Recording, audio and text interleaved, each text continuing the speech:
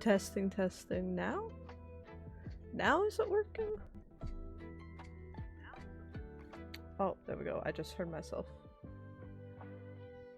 Why did it make me reconnect my... Windows pisses me off so much with microphone settings, man. Alright, anyway, hi. I was showing off Mocha because we're still watching her for until Thursday, I believe. She's a little grumpy that I held her though, but she is now destroying. My cat has a box here. As you can see, she is now destroying it. Mama! Hi! Hi, pretty princess! Ooh.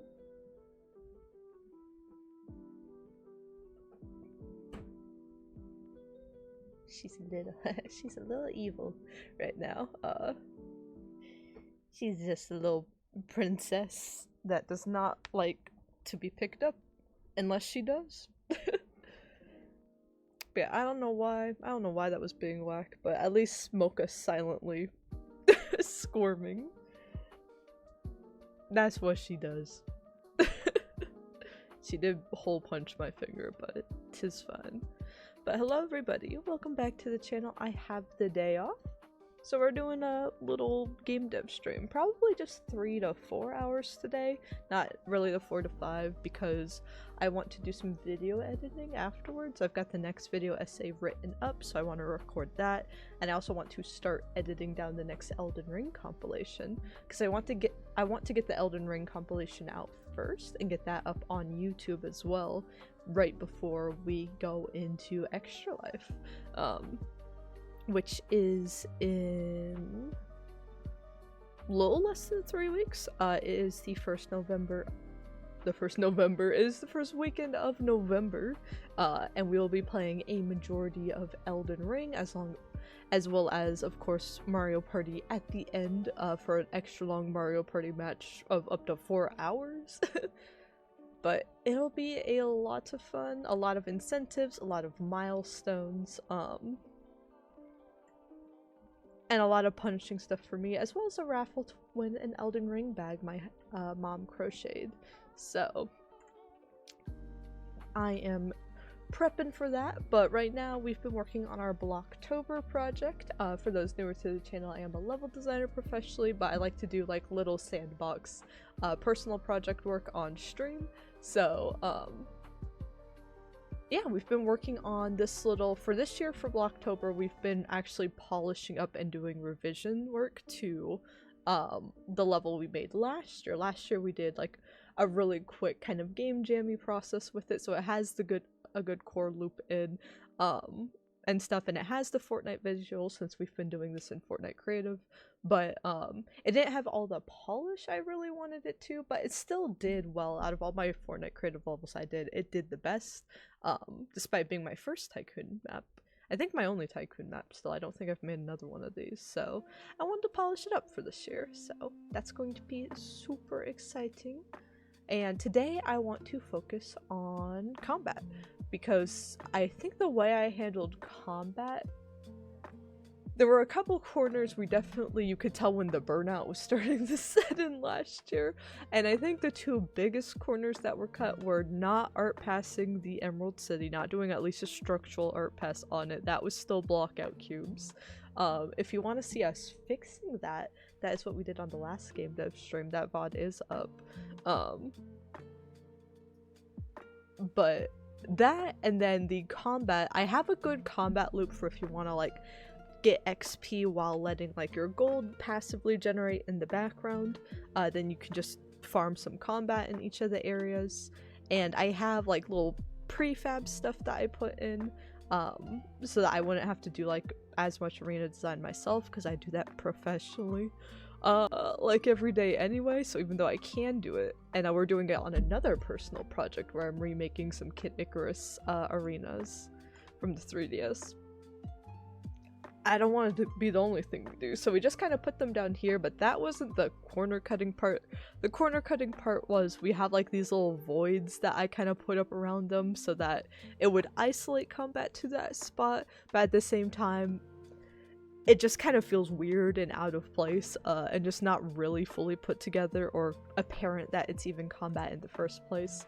So we need to do the core mechanics again, like the rest of this map are all there, but we need to do a little bit of polish and revision work to make it look like it's all there as well. Not even just like art wise, but design wise, visuals are a big thing as well. So we're gonna be working on that today, and then I want to work on Wednesday morning stream, do a pass more on the Wicked Witch mini boss fights that we have in the map as well. And then we will still be doing, if you guys want to see where the rest of the Blocktober streams fall, they will be on weekdays still. We still will be doing a couple a week, but the streaming schedule will shift more in favor of... My cat was just in the sink. What the... I turned around and he was in the kitchen sink. What? I hope he wasn't looking stuff in there, because I had chopsticks from eating like spicy sushi in there. I hope to God he did not lick the wasabi off of those chopsticks. Oh no. Anyway, but we are going to be shifting the schedule more to play Pokemon Legends coming out on Friday, or Thursday actually. I won't do a Thursday stream though, because I want to build my Tuesday and Thursday breaks back into the schedule. But we will play it Friday morning a bit to get started, and then we will do full streams of it throughout this weekend and throughout next week as well. So still expect game dev streams, but just we were doing them like daily each morning here to kick things off, but expect us to balance that with Pokemon now for the rest of the month. Not promising a full playthrough of Pokemon Legends, but I haven't played a Pokemon game in years, so I'm very excited, and I want to see. Pokemon X was my favorite and the only one I fully completed as a kid, so I want to see what they got in store for us. But yeah, that is the plan. I got my apple coffee, and you know what? I think I like mine better. I finally got my apple crisp. It's really good, don't get me wrong. But I do like my coffee. And I just did a coffee run. I was going to get, maybe I should go to like Target, I think has more of like the flavored seasonal creamers around me. I think they have a whole wall of pumpkin stuff, because the grocery store I usually go to, because I know Target's kind of fallen off, so I go there like a couple times a year now total for seasonal stuff. It's not my primary grocery store. I also can't afford for it to be my primary grocery store, but yeah, I might have to make that second trip of the year, because they had no pumpkin stuff at my store. It's like, what's today? It is the 13th of October. They've already started phasing out the pumpkin stuff to make room for the Christmas stuff. I couldn't find any pumpkin coffee stuff at all. Like no K-cups, no cold foam, no creamer, no concentrate, nothing. They were all... It's not like they had the Christmas stuff in yet. They had a few gingerbread things though. They did have gingerbread already in place of pumpkin for some things. But they don't even have the full lineup yet. They're just making way for it. I'm scared. But now I feel vindicated in buying so much pumpkin spice at the start of the season, because it's already over, I guess. Merry Christmas, everybody. Happy holidays. Go get yourself a peppermint mocha, I guess. There's just... I told my boyfriend this information, and he looked like his world was falling apart. He's like, what do you... It's not even Halloween yet. What do you mean it's Christmas? And you're okay to talk about. I am usually strict on no spoilers things, because we usually play Kingdom Hearts and Final Fantasy and Zelda and stuff. I'm not as worried about that with Pokemon. If there's any like big story things, than, and I do usually consider gameplay spoilers as well, but I'm not as locked into that for Pokemon, especially since it's been a while for me, so we are okay to talk about Pokemon stuff. Go crazy. I give my permission. Cause yeah, chances are I won't even know what we're talking about. Let me go ahead and launch a session here. But yeah, I really love the Mega Evolution mechanic of Pokemon X and Y. Like, not even just like the gameplay idea of it, but yeah, you get to redesign a lot of characters in a cool way, which a lot of different evolutions for different games do, I guess. But just Mega Evolution, it's something so simple yet so cool and opens up so many possibilities. And I love like all the way it's like the little bracelet on the wrist, and then all like the color scheming around it with the games. I'm just like, oh, it was such a polished idea. So I'm really excited to see that. Though, you know what I haven't considered? Like all the walking next to all the actual size like Pokemon in the world of like Legends Arceus. Like there was some like Rapidash, that first giant ass Rapidash you encounter in Legends Arceus humbles you. It humbles you. I have not considered what it's going to look like when people are mega evolving in this crowded ass Paris city. But I'm excited for that. Those are ideas that I really want Pokemon to like. These weird ideas, I want them to lean into it more. Let it fail, let it be a failure, like, but just try something new.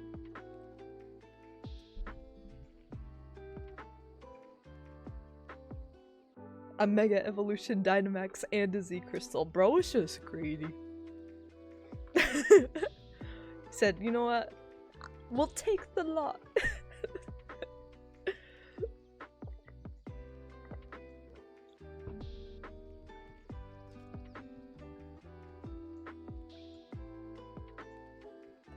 Okay, so let me run over here. Let's show off what currently with the combat loop. I need to switch that coin back to 1 coin. Well, I guess I'll leave it. The debug amount gives you almost 1,000,000 coins.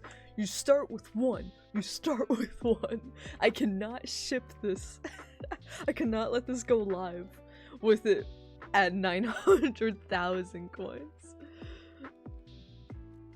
But yeah, these are currently, you can see, combat training's very small. The enemies are already spawned in there and they can see you. This isn't a visual blocker for enemies, so they're already shooting. You walk in here, it's disorientating, and then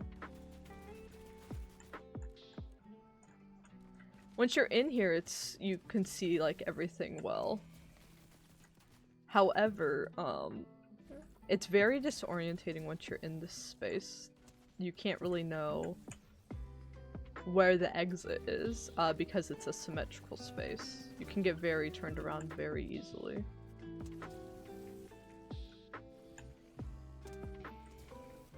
I do like these little Moo skins though. Right, so I spin around a little bit. Where the hell am I, right? So those are the biggest issues. So I want to remove those barriers entirely. If we can't find a good art thing for it, we're going to do more art polish at the end of the month for this. Then I might just use our Emerald City texture and like make a very thin strip on the ground, but I'd like a magic circle type of effect where like, especially like in the south, right, with Glinda, have like a little pink, very low like magic trail around the outside of the arena for that space, so it's visible once you cross that line. Then enemies spawn in, and once you exit it, enemies despawn. That is the goal I want to do with the combat overhaul today. So in fact, yeah, in editor, let's start with removing this stuff.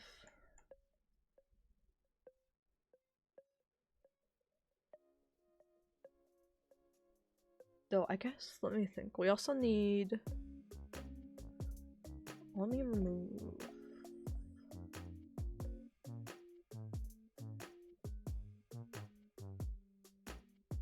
What are you bound to? I see, that's how we're...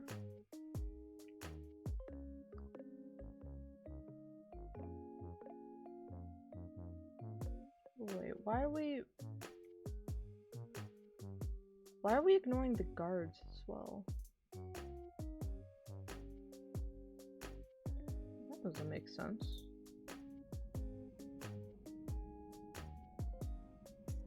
Maybe we keep these, we might want to keep these barriers here, but yeah, no material on them.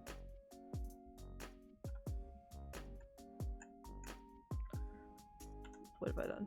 Okay, there we go. No material on them. I feel like maybe I need to watch back, or I don't have the VODs from last year. We only started doing that this year. No! This is why we're recording our game dev stuff from now on. Let me clear the... having it... ignore the guards. Because that might be why they're shooting through, actually. And I can't remember why I did that. So this first hour stream is going to be like, I want to do these things, but we have to trial and error, try a lot of different little changes, small changes at a time to see if that'll work for us. Which is again why I stream our little sandbox stuff, because I like to keep it real. I like to keep it apparent that you don't just snap. There is not a make game button. Right? Sometimes you try something, you're like, this should be easy, and then you'll be like, I don't actually want to do this thing. And that's just the reality of it. But that's the fun part. This a little, every game project is a little brain teaser.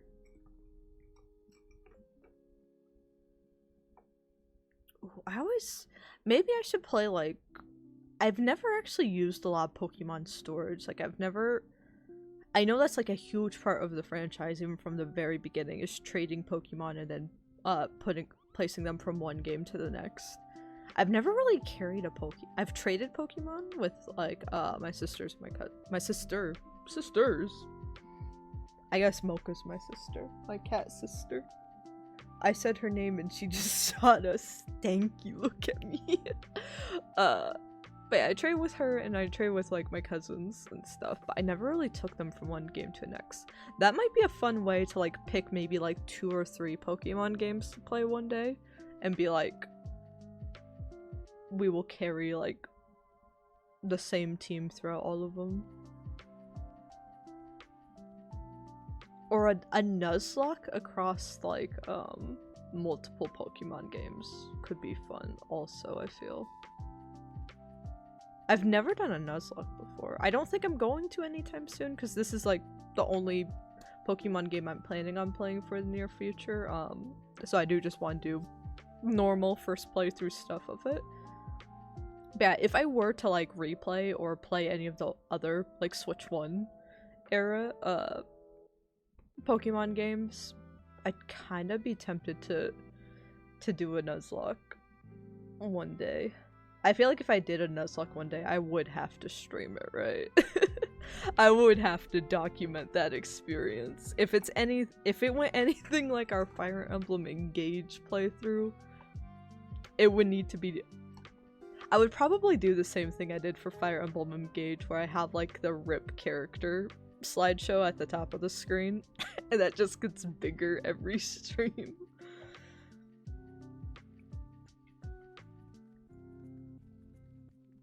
Let's see.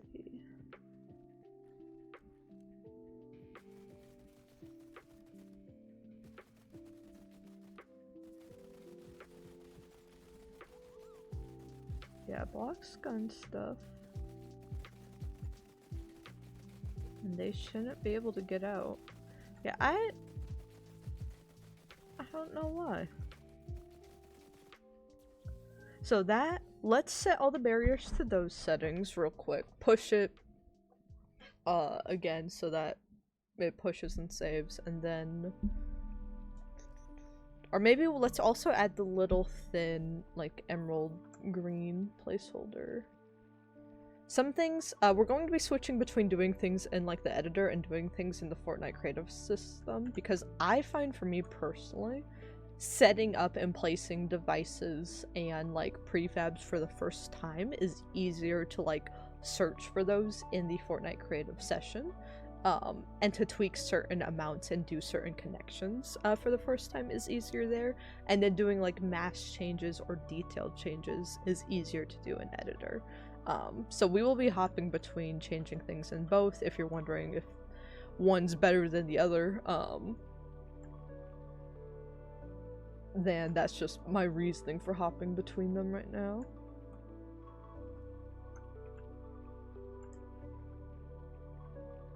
And then once we have this little section of combat completely how we want it, we'll copy all of those settings to all of the other three, like, en masse. I think the cats are fighting. I think they're fighting over my boyfriend. Mocha shows up and already loves my boyfriend so much, my cat. He's really accepted him as his papa.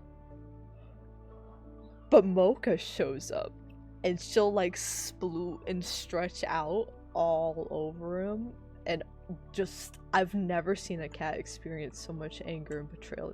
Hold on, Artie's gonna kill Mocha. Hold on one moment.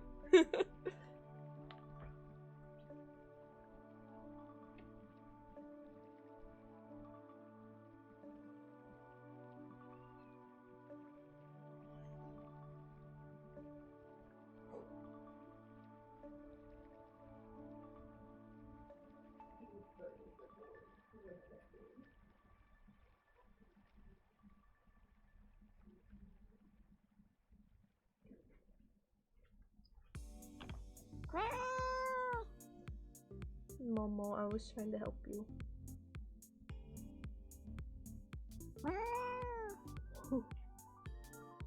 Can you feel the sunshine, Mocha? Can you feel the sunshine? Grumpy.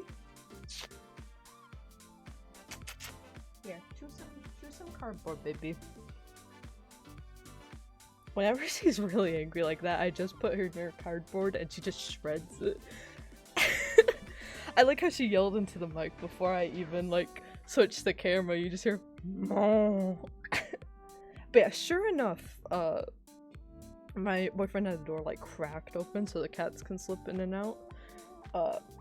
Artie was guarding it, loafed with his life, and Mocha wanted to come in and Artie was like, "You're not coming in here." So they were about to kill each other again. The cats are they're so dramatic. Like you would not know they lived together for several years while I was in college. And even when I was living at home, and stuff. So they've lived together. And yet they get so fussy with each other.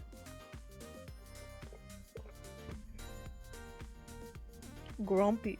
Usually, I always hope to show her off when she's in a better mood, because she can be such a sweetie. She's a diva, but she's very soft. She can be such a sweetie, because she wants the attention. I think she's having a grumpy day. She is a little angry. Anyway, Fortnite, Pokemon. Okay, so we got the textures off, guard settings. Let's also put, oh my god, where are my cubes? What are Fortnite tools? 3D select. I know someone that like made a 3D select tool from scratch because Unreal didn't have one at the time. That's cool. Snap target. Travel time? Hold on a minute, what is this? hold on, my level design heart is about to like combust here. What do you mean travel time? How do I do this?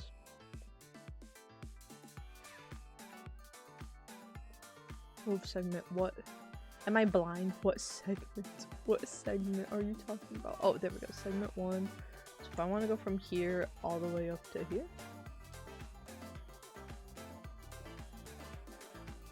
Take 54 seconds. Running. What about walking? What about tactical sprinting?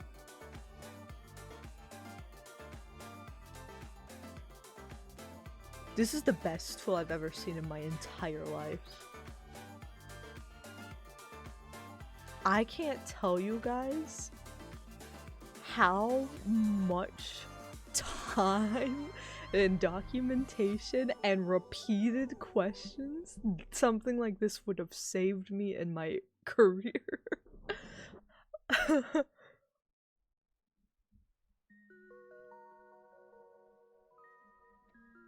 Do they have something like this in Unreal 5 now? Or is this just for Fortnite? That's not fair. That's not fair if so. I want it. Well, now how do I get you out of here? I want it now. Also, the Emerald City, for those that didn't see it yet, it's no longer block out cubes, it's actual meshes. You can very designer art slapped together, but you've gotta admit, even if it still looks trash, it looks a lot better. It looks a lot better than last year. At least from this initial point, especially this establishing shot. That's way better. I don't know what I was doing last year. Okay, so where are my simple cubes then? Like, yeah, where's my place actors?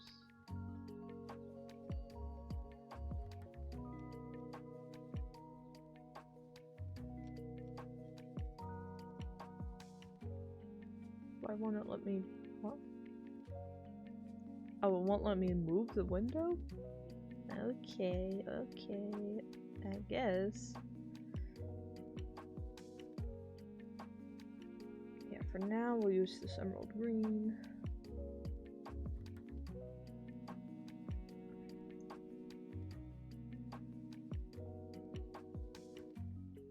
How do I... You can go now. You can... Okay, I guess I'll just put you... You can go right over here. Like, you're free to leave now, whenever you want.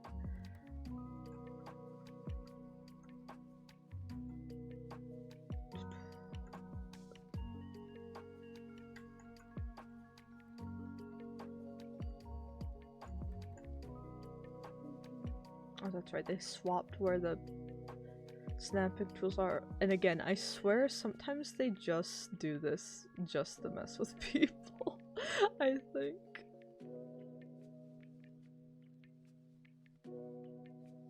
Where's the world rotation versus...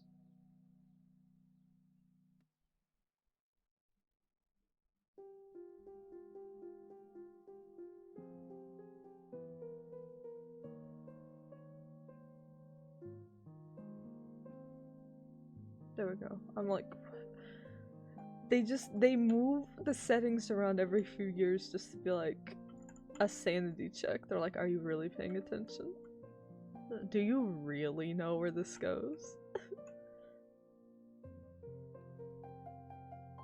I'm going to make this no collision.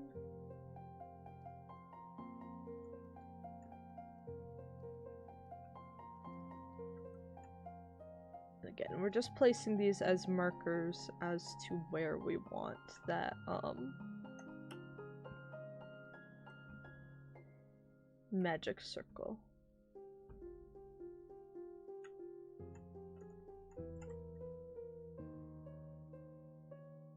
Listening to a lot of Zelda music because this next video is, I've talked about Zelda like every video essay.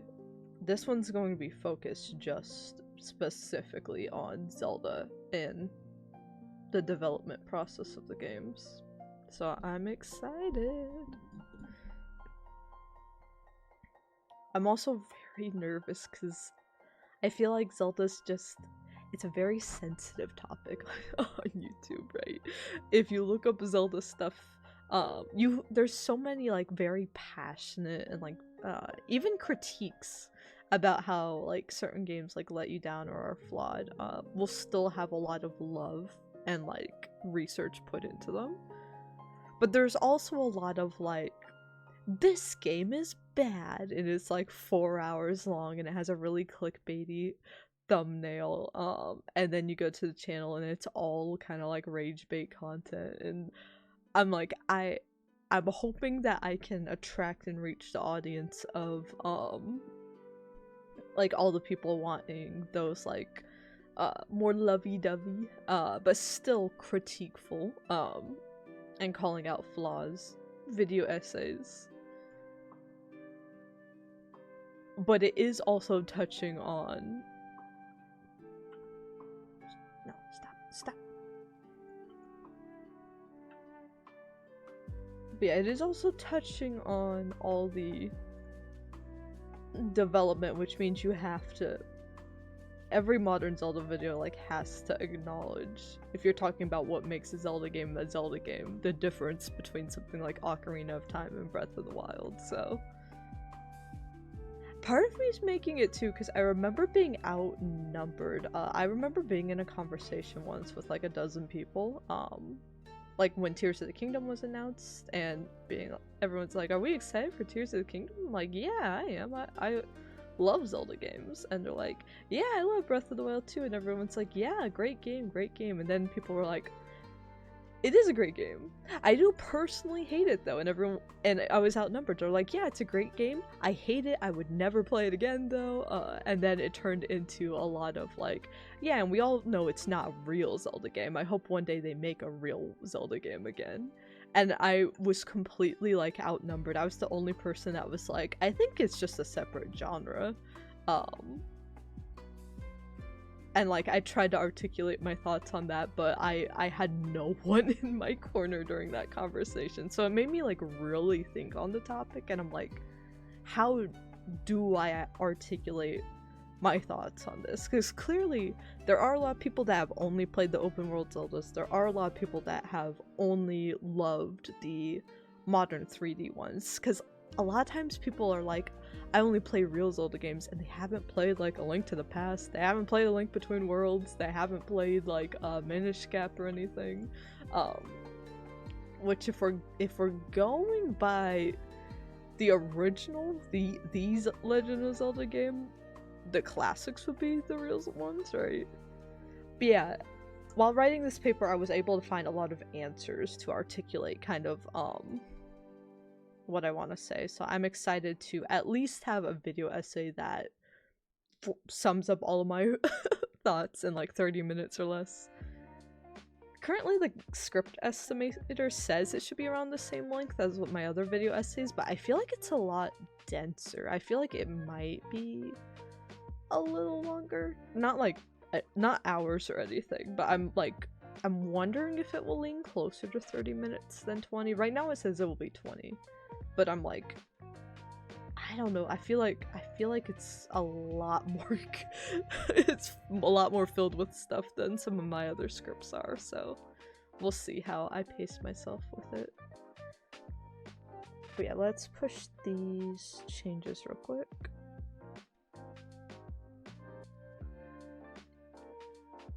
But yeah, there's nothing wrong if you only like one type. Like, for me, I consider it 3 different types of genre. The classic top-down, the modern, like, 3D platforming adventure stuff, and then the open world style. If you only like one of those, there's nothing wrong with it. Final Fantasy goes through a similar thing with, like, turn-based versus, like, the more action-y titles, right? If you prefer one of those gameplay-wise, that's absolutely fine. Like, I love Final Fantasy X. it was such a learning it was such a learning curve for me to learn how to actually properly play a turn-based JRPG because I was so bad at it the first time. So I love the turn-based Final Fantasies, but I do find myself replaying the action ones more because of the gameplay, even though the stories in the older ones have stuck with me way longer, right? So it's okay to have mixed feelings on that. So I make a note of it in the video too. I'm hoping no one walks away from the video thinking like I'm like there is an answer to there's only one type of Zelda game, and I'm gonna woman-splain it to you. I don't even think that's a thing, but leave it to me to invent it, right? So I'm hoping the takeaway from the video isn't that anyone's like perceiving or doing anything wrong with the Zelda titles they play or games they play and what they like in general, but more like it's probably the most researchy video essay I've done. The last one was very researchy, but was also all the research I did from years ago, so this is the most research I've done recently. So I'm really hoping that it's me just analyzing the feedback and the development process and breaking that down.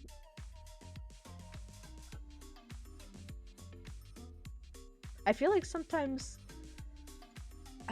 that's the scary thing about video essays. I feel like sometimes it's people get angrier and I offend more people when I'm like being optimistic and I'm like, yeah, I don't think that these things are bad. I don't want to say they're bad even if I'm critiquing them, and then it's like, well, that hurts my feelings more than if you said you hated this game. But I don't want to let that pressure turn me into like a rage baiter or like a I don't think I ever want to really go down the video essay path of like, I hate this thing and you should too.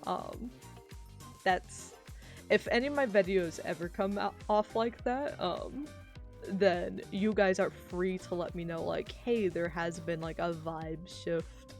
The good vibes weren't really there anymore. You guys are free to let me know that, because that is not at the moment, and I can't really imagine in the near future my intention with those.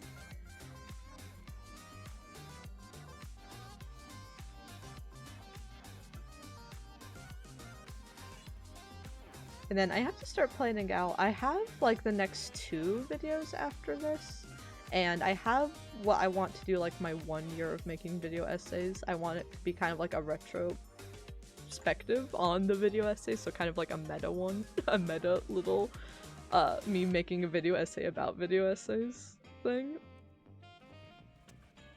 But yeah, other than that, I need to start filling out my ideas for. I have a ton of ideas that I add into like every month, a giant list of all the stuff I want to make video essays on and can make content on. So I need to see what I actually want to do there and where I want to schedule those for 2026. I know the next 2 videos, the December one I want to be about cozy games and combat in cozy games, and why they go pretty well hand in hand.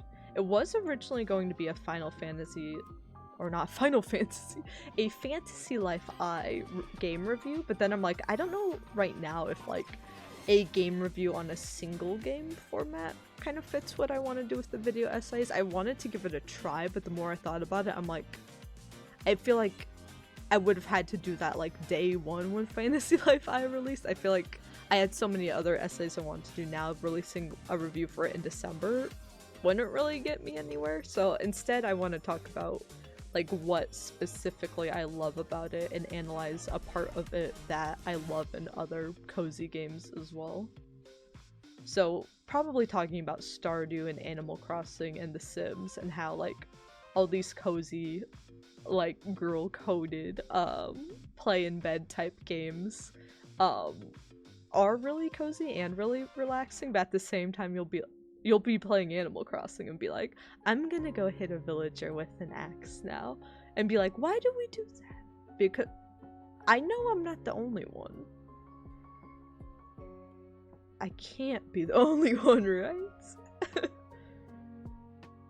So I want to unpack that, and then January will probably be I am doing a review of some sort, for all the games I played this year, and I think I'll talk about it when it gets closer, but it won't really be like a top 10 like games or anything. It will just be kind of a quick overview of every game I've played in the year on and off stream, and kind of what my experiences were with them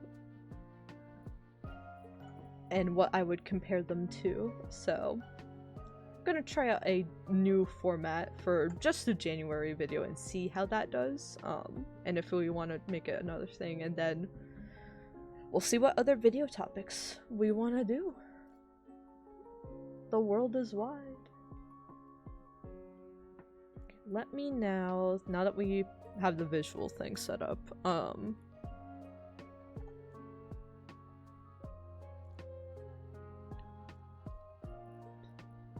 let's try using a volume.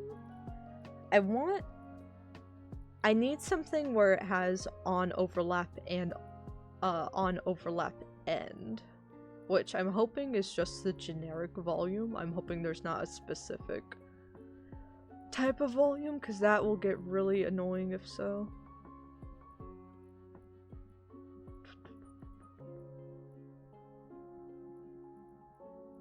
Yeah, if it doesn't have that, we're gonna have to start linking up like all of these repeatedly, and it's gonna start to get a little complex. But it would be easiest if it were just able to be done with the volume. Bringing up Stardew in front of a recovering Stardew addict.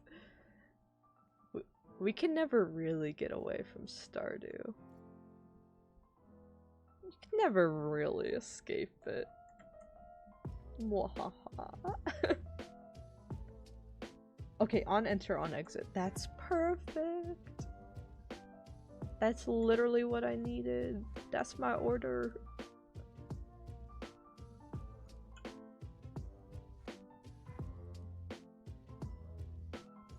Wait. It wants me to use this. My bad.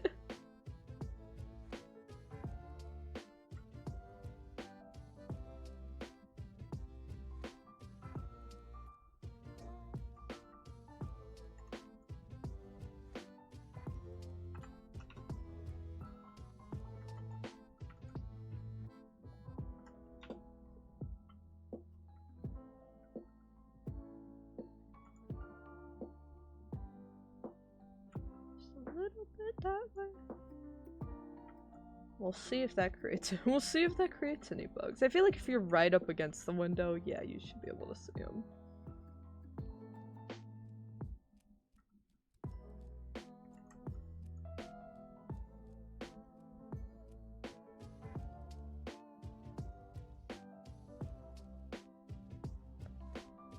Oh, we really gotta see what the next year has in store for us, because I really want to play more Life Sims on the channel. I've been wanting to do a Stardew Valley farm on the channel for the longest time, but we've just been too packed full of new stuff. I think the closest we might be able to get is we are getting Tomodachi Life next year, and then we will be playing updates for Enzoy and Paralives throughout next year in their early access stage as well. So it's not like we won't be fed. We will be very fed, but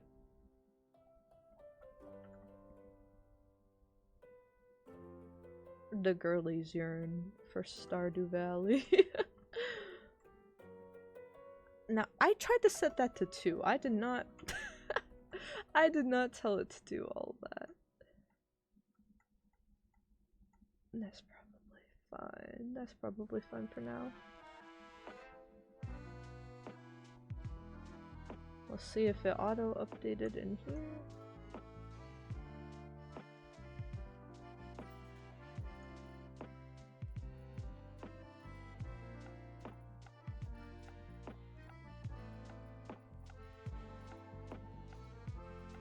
Now how do I customize the...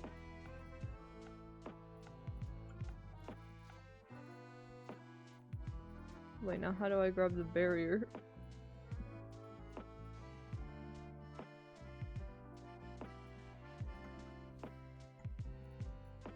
Now it won't let me grab the barrier, wait a minute. Do I have to go to the center spot? Yeah.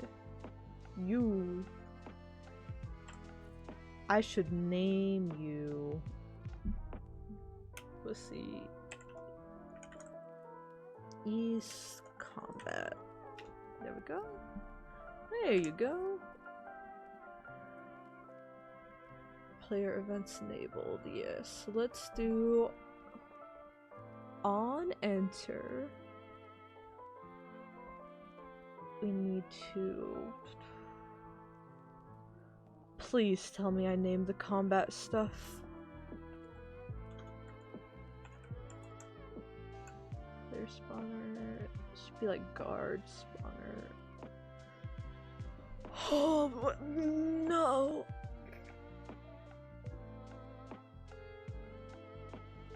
One moment. One moment. Why do I always do this to myself?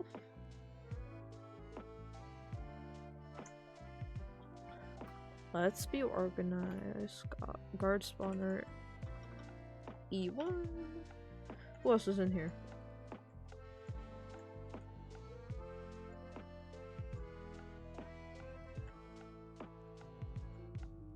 Who else is in here? Is it just you? Oh, it's just you. That works with me. That makes it simpler to test.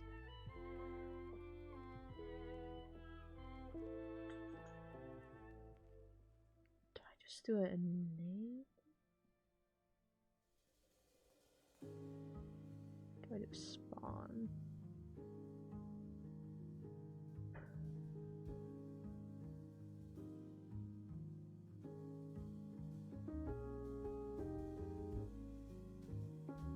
I guess it depends. Is this guard set to spawn on enable? It's set on a timer.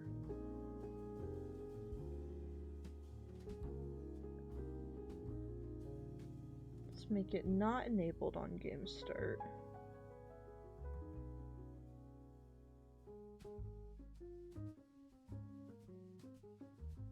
Okay, for now, let's just try enable. We could do enable and spawn, but let's just try enable, and then on exit we need to disable and despawn.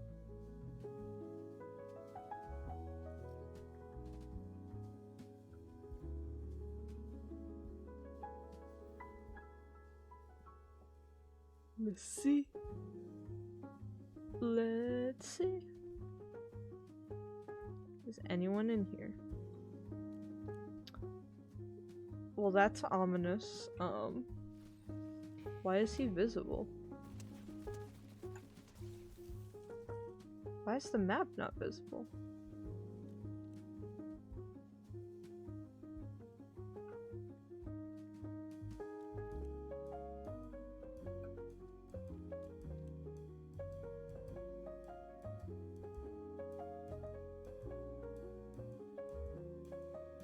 Where are your friends? I feel like the changes are halfway saved. Let's try a fresh push. I feel like something's wrong.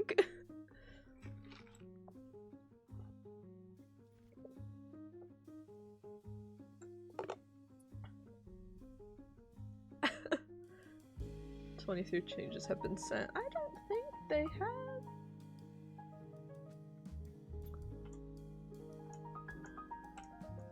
Yeah, in game that is not supposed to be visible.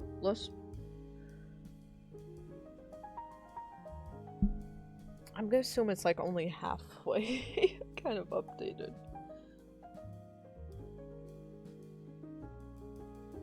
And yeah, it's supposed to spawn 4?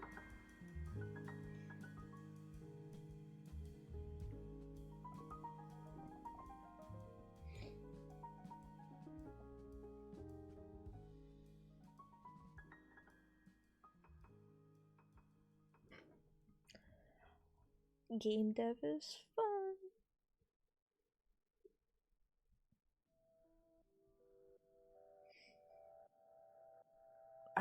I played even more Hades 2. For those that didn't watch all of the stream yesterday, we did get the epilogue, but there were some conversations after the epilogue I got off stream as well. We will probably do 1 or 2 more, like, post-epilogue, just for fun runs, maybe some challenge runs at the end of the year, just to celebrate. I do truly think it will be my game of the year, so we might play a little more at the end of the year. We have a lot more games on the menu first, including we have a lot of new releases. Those are going to be first priority. Once we get through those and have a gap is when we'll squeeze in a Sonic Unleashed playthrough. That'll be probably end of November, early December, I'm thinking. And then we'll have to see how many extra Elden Ring streams we get and where we want to schedule those, and then we can squeeze in a Hades 2 stream there at the end of things. But yeah, I played a lot more of it last night because I was just trying to talk to Icarus, and I didn't run into him. Shameful, shameful. I did beat an Olympus run with the axe as well, so I've beaten them all with all the weapons. I've seen some people saying the axe is their favorite weapon. It's not mine. I've been playing all of them and I'm like, I don't know if I have a least favorite weapon. I did a run with the axe and I was like, I do have a least favorite weapon. And the version I used the Thanatos one, of course. So it prioritized attacks and I put a heavy attack and a speedy attack. It did a ton of damage, but I always felt vulnerable. I feel like in Hades, I like doing the speedrun challenges too, so I need to go fast. Okay, I don't see spawner in there now. Walk in, there's a lad. There's one lad.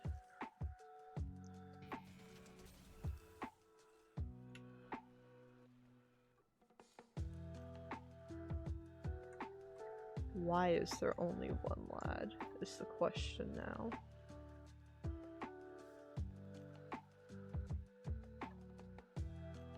Who was over there? Wait a minute, who was over there?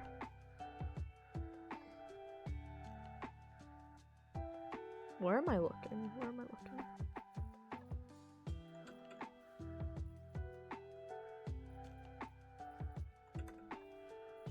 There's not- I don't have another one named.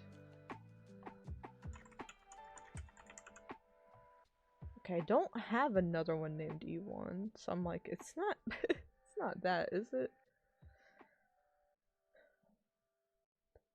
Spawn on timer.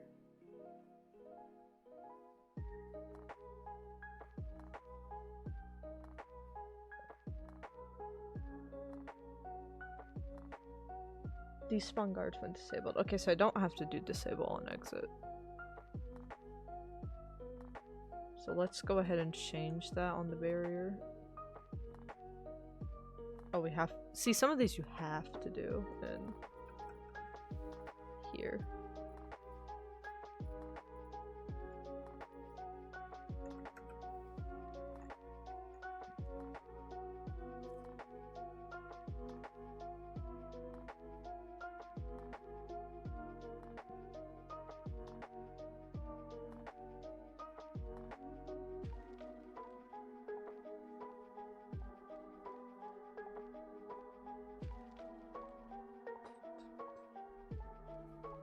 enable, do I add a spawn? It should spawn on enable as well, but...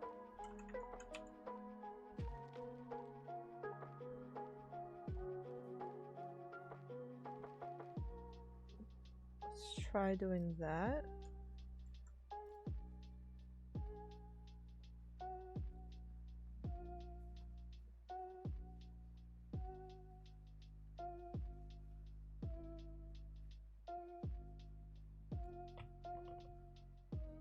It's never a dull day.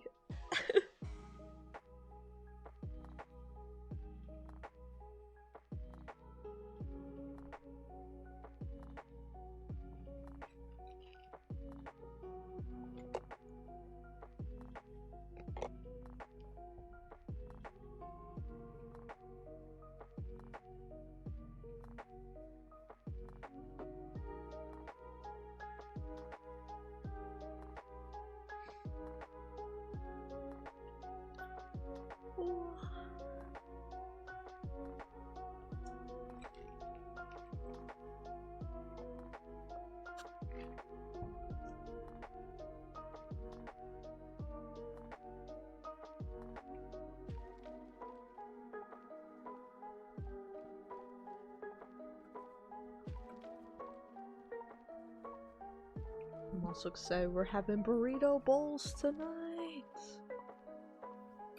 I learned how to make Chipotle's like white rice, which they're cilantro lime rice. You guys aren't gonna believe it. I know you didn't believe me with the cereal milk. I didn't believe the cereal milk. You won't believe what's in their cilantro lime rice. You get a little cilantro, and then you just do a little squirt of lime. And it's really good. But no, we got my boyfriend made like a big batch of beans, and then got like the Taco Bell queso, some sour cream, fresh lettuce. I picked up some like grilled plant-based chicken. Got some black olives. Oh, fresh shredded cheese. Oh, it's going to be perfect. We started doing our own burrito bowls because I realized I can't be ordering Chipotle every day. I can't be doing it. Rewards and all will be damned. So just being able to make them for lunch is a pretty good equivalent.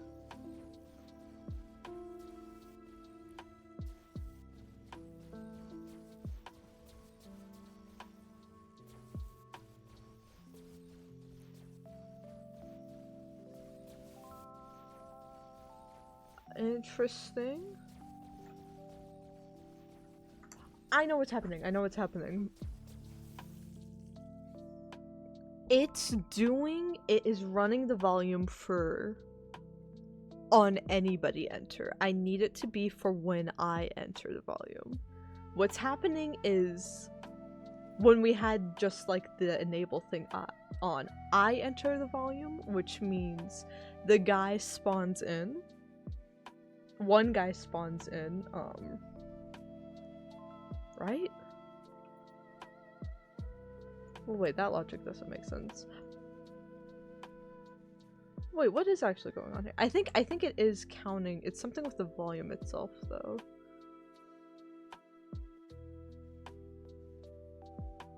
Select the team any. I guess what's my team? Guard events enabled? No, guards don't trigger it. Creature and wildlife don't. Vehicles don't. Let me try that. That could be it. We might need to remove the enable and spawn as well. That might be making it go crazy, but... okay, there's 2 of them. There's 3 of them. Perfect, perfect. There's 4. Will they keep respawning now?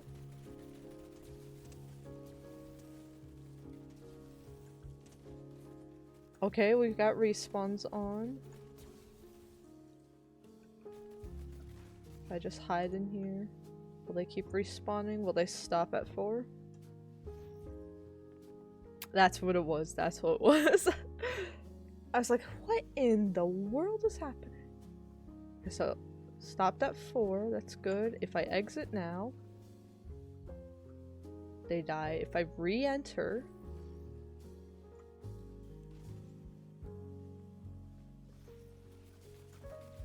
oh, beautiful. Beautiful. That's you see, that's exactly what I wanted to happen.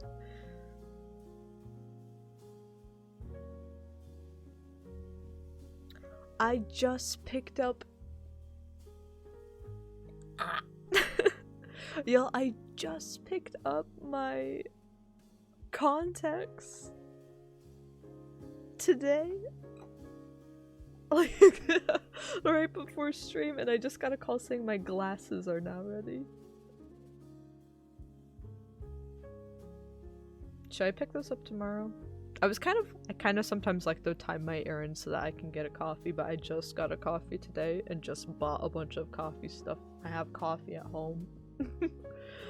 So I'm like, I probably should just run out and get a coffee for glasses. They also have to adjust while you're there. I should probably do it tomorrow. Run out during lunch or something. Ooh. Maybe I'll wear the new glasses on Wednesday morning stream then. See how they look on camera. If they look bad, I guess I just won't wear glasses anymore. I'll just I forget what they looked like.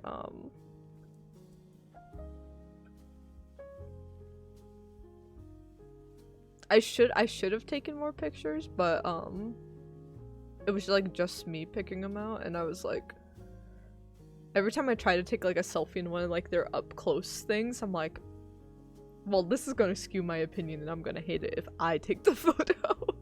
Right? So I didn't end up taking any pictures of it. And like it takes a few weeks, so I'm like, wait, I got glasses? I forget what they look like. So I'm gonna be surprised too. But yeah, I'll pick them up tomorrow. I could run back out today, but when I hope my car is okay, because when I got back I like put my coffee on top of my car, right? And I opened the trunk to grab the groceries, and I turned immediately as soon as I put the coffee down, a wasp started circling around. It smelled the apple. It's an apple crisp fanatic. I can't blame them, I guess, but then 2 others joined. And they all were like swirling really close, and I had like creamer in the bags, right? So they weren't like light groceries I could just swing over my back. I was like, my hands were already full and I couldn't move fast, so I had to like, they kept like were directly on the cup, and then they'd fly slightly into the air and come back. So that thing was like timing your jump on like an obstacle course or something. Like, y'all know the Wii Fit obstacle course that you had to like walk through? It was like that. I had to like wait until the perfect moment where there weren't 3 wasps on, and they were all flying away and no one was flying towards and like looking at me. And I grabbed it and I sped walk. Like, I would give a Midwestern mom a speed walk for her money. Like, I sped walk because I couldn't run with the groceries to the door, and just like slammed it behind me. I don't think they got me, but I also know, is it wasps that are able to like remember people's faces? Like, I didn't hurt them, I didn't attack them, I didn't throw it. I thought about throwing something.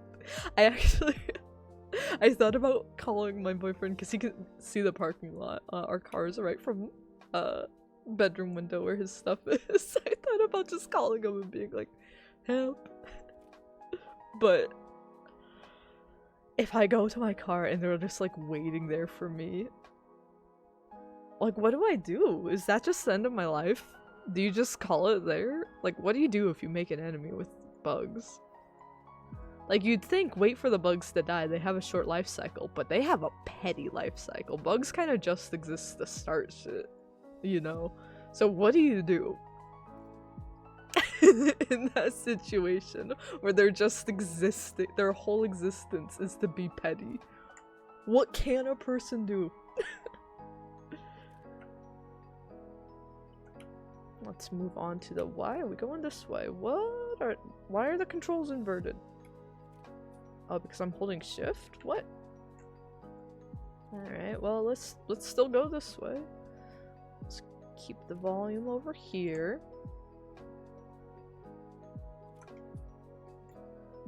Apply all the barrier changes that we did to the previous section here. So yeah, remove the guards being immune, because I don't know why I did that. Or wait, it's I remember now.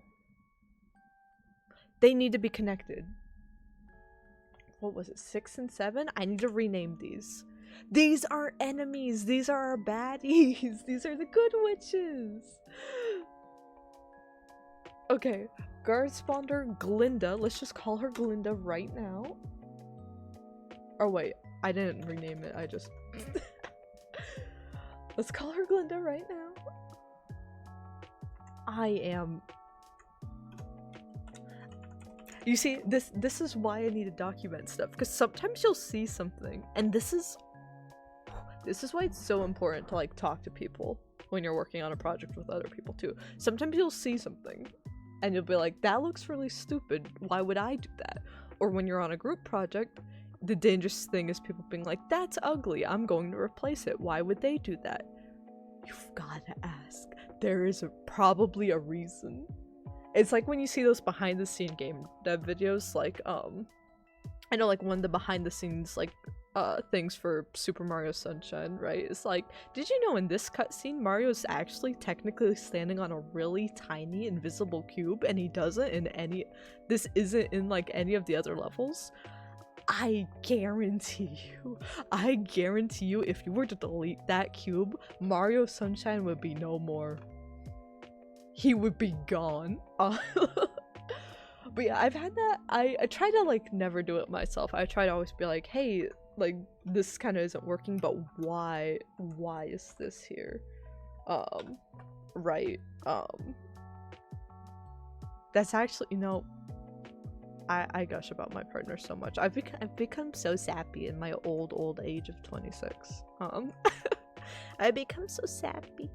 But yeah, he and I worked on a couple projects actually. And he was like the environment artist on a lot of my things. And there were a lot of times where like I'd have to do like a cover revision pass, and I would just have blockout cubes placed everywhere, and like there wasn't a time to sync up directly between level design and art about it. And instead of just deleting them entirely and deleting my whole like revision pass of work, he would message me. He'd be like, hey, what is this supposed to be? I'm doing like art revisions on my end. And I'd be like, oh, here's what they're supposed to be, here's why we're doing this. He didn't delete them. He kept them in, and we communicated about it, and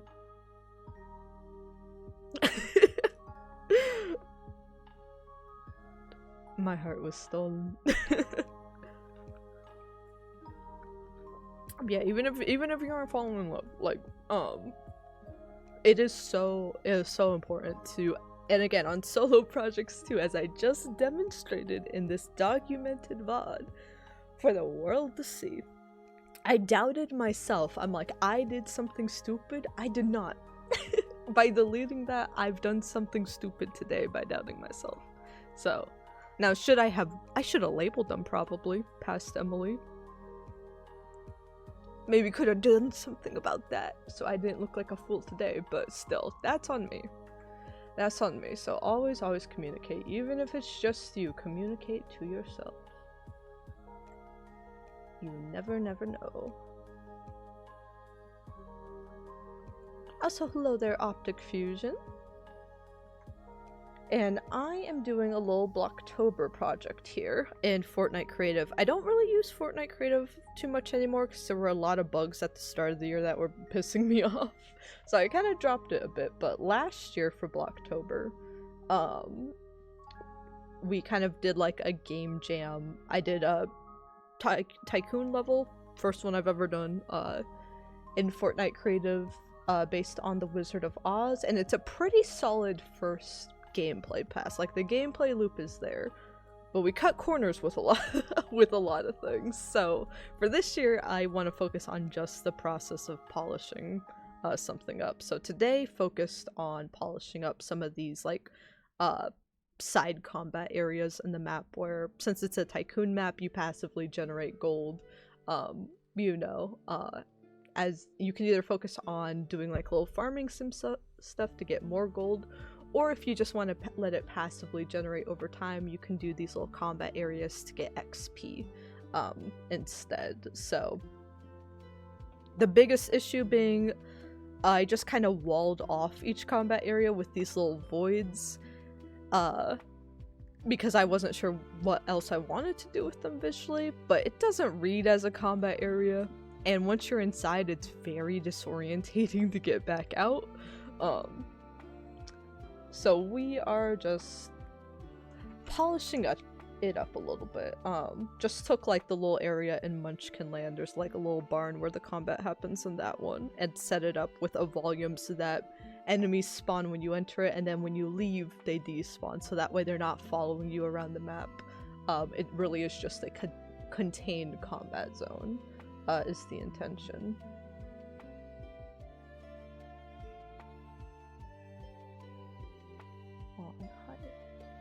But yeah, I made the mistake of like looking at some of these like guard spawners on the like player to ignore for the barrier volumes, and I'm like, I don't know why these guard spawners are on the list, I'm going to remove them. They were our NPC characters you can hire. That's why they were on there. Glinda and Lacosta, the good witches. You can hire them to help you shoot down the wicked witches in this. But you know, watch Wicked and tell me Glinda wouldn't wield a Glock if you pushed her far enough. Like, when Wicked for Good comes out, tell me there's a scene where you can tell she wants a gun. There's gonna be a scene where you're gonna be able to tell she's like, I want to wield a gun right now. So I think it's poetic.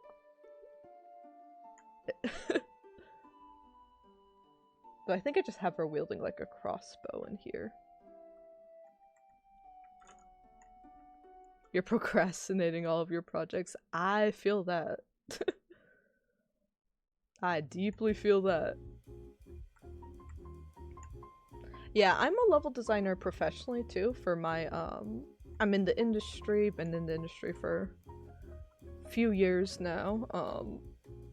So yeah, I do a lot of like, I do level design and like work with combat and work with arenas and missions daily anyway. So it's like, I like to do our stream projects just kind of more relaxed than sandboxy, and be very transparent about the game dev process and like show mistakes and show revisions being made, so people know, one, game dev isn't perfect, but two, I don't want to burn myself out on personal work. But I do want to keep up with it. I remember when I got my first, I've been streaming for like 6 years now, but I've only been in the industry full time for 4.5, I want to, 4.5, 3.5?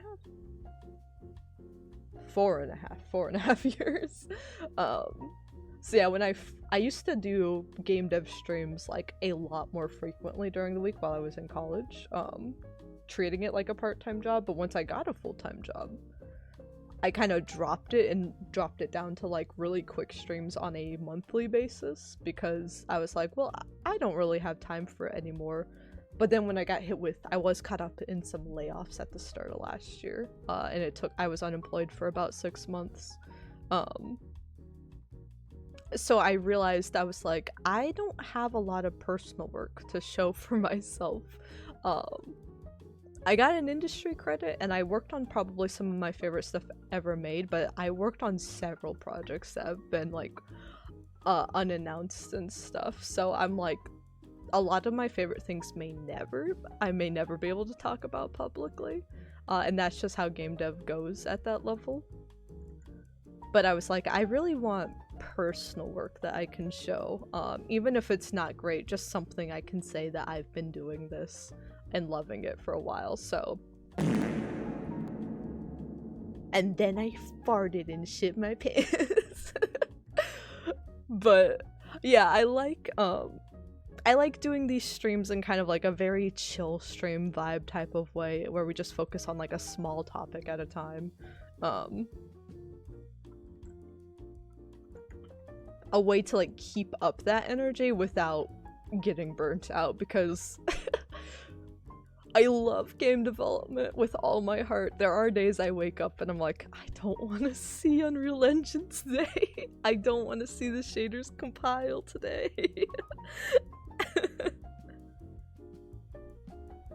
Ooh, level design's my specialty. So yeah, if there's any pointers, I wouldn't consider myself the best of the best by any means, but it is what drew me. I was kind of like very generalist, like a little bit of this, a little bit of that, in very general game design, until I took a level design course and I'm like, this is what I want to do. So if you ever want to hear someone just ranting about level design, I do try to do these streams at least weekly now, instead of just monthly, so there's plenty of level design content here. And that is such a early level design mistake that I made a ton, like my first year of level design.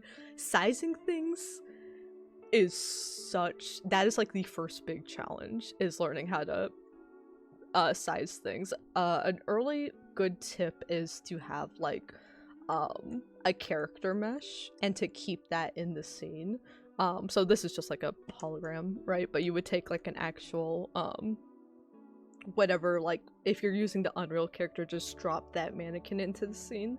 And then you can see where, well, you won't put them up in the air like that, but like hold them next to walls and stuff. So if you're blocking out a doorway, from scratch and stuff, being like, oh yeah, that will be a good entrance, making sure it's not too big, not too small, and stuff like that.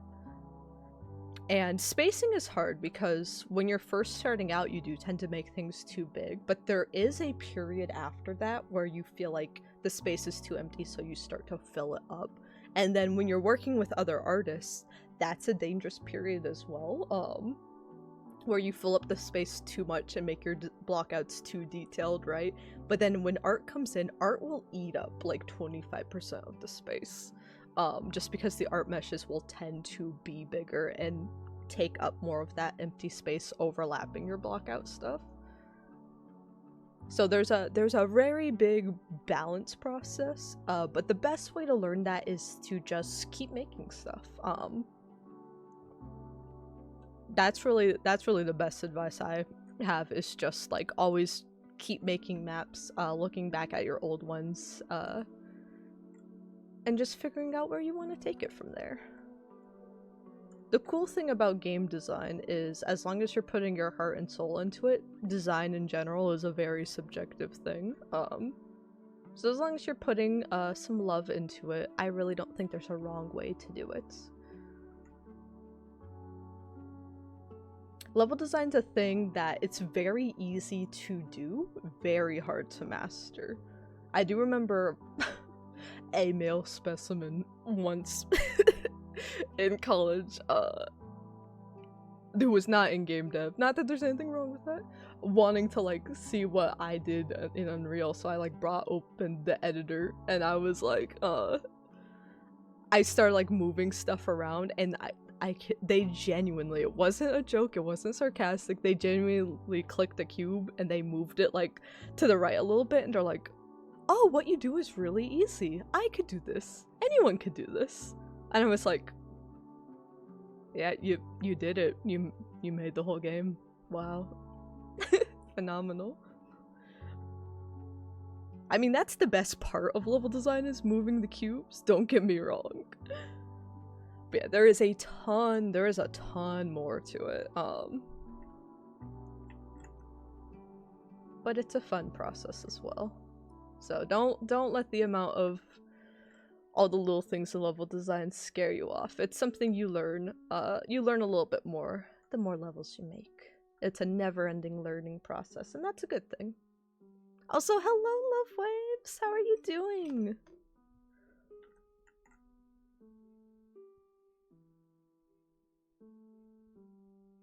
Ooh, big volume.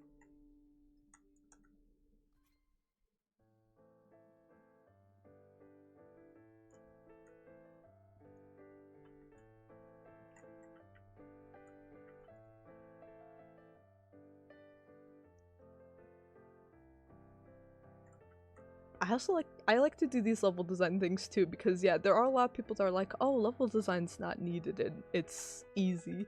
There's people like that in the industry too. I've heard people in the industry, sometimes other level designers,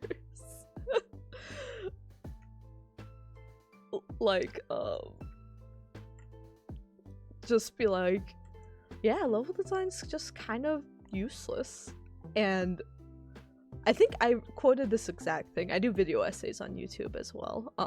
And one of them where I said, good level design, you never really notice when it's there, but if it's bad, you'll notice it. It's kind of like the best compliment a level designer can get is like people not getting lost and not complaining about it. Like, if they just walk through the space and have the standard, average, as intended experience, break open a bottle of champagne for that. That is a huge accomplishment that even a lot of AAA games can struggle to get as well. It's a very hard thing to master.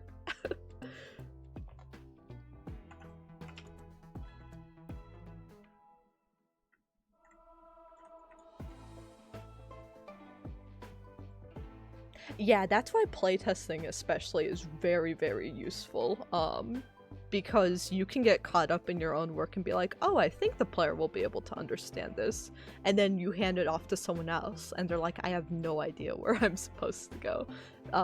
So it's definitely a thing in level design where if you can't get a large group together for playtesting, even just having other designers play your work if they haven't been into level for a bit, so you can get that fresh perspective. Like, sometimes you'll have things where you're like, oh, players should know to go directly down this hallway, right? And then the players will be like, oh, well, I saw something shiny off to the right, so I'm over here and now I don't know where the objective is. So you know, okay, I have to make lighting changes and communicate with the art team about that. And that's something you may have never thought of if you had just been in your own bubble playing it on your own. Playtesting is also very scary.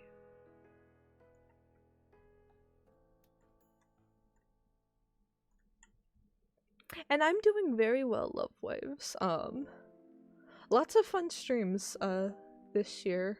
Still doing steady at the current job and stuff. I'm currently working at the company making SCP-5K, so I'm back in like the indie realm of development while still working at a good-sized company again. But yeah, they put out their 0.17 update the other month. How long has it been? 2 months?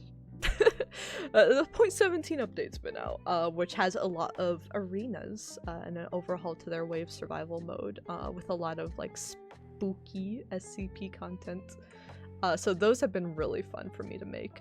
Blending, I like getting a reaction out of players. I won't spoil it, but there's one level that's closer to the end, so you gotta be really good to see it.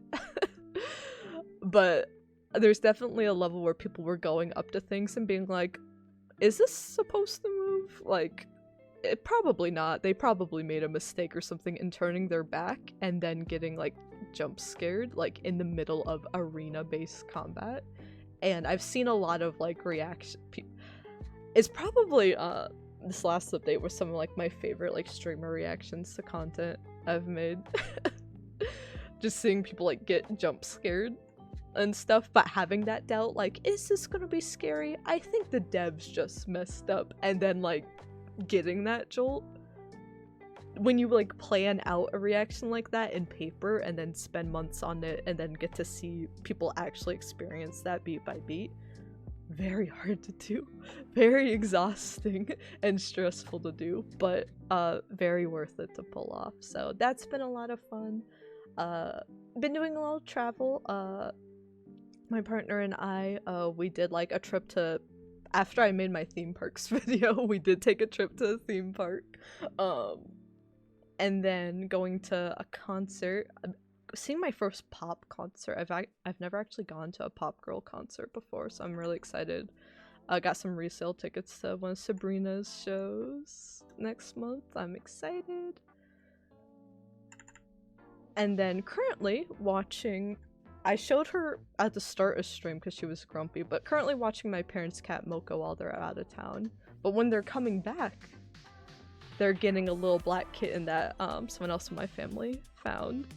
So Thanksgiving, I'm looking forward to Thanksgiving. We're gonna do Thanksgiving with my family this year.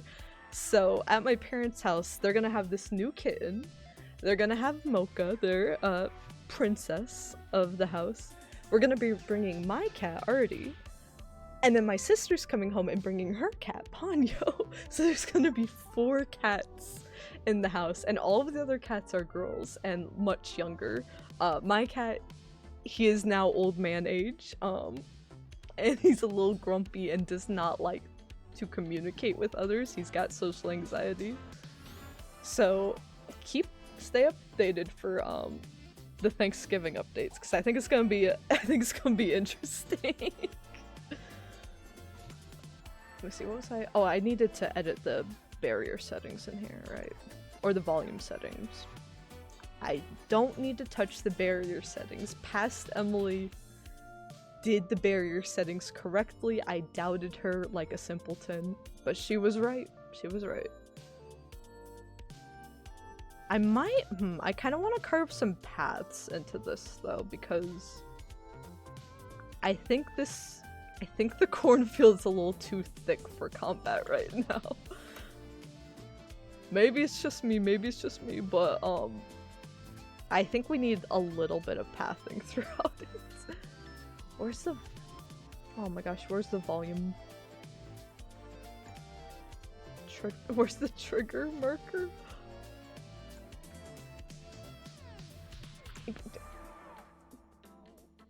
I'm just gonna raise it up for a moment.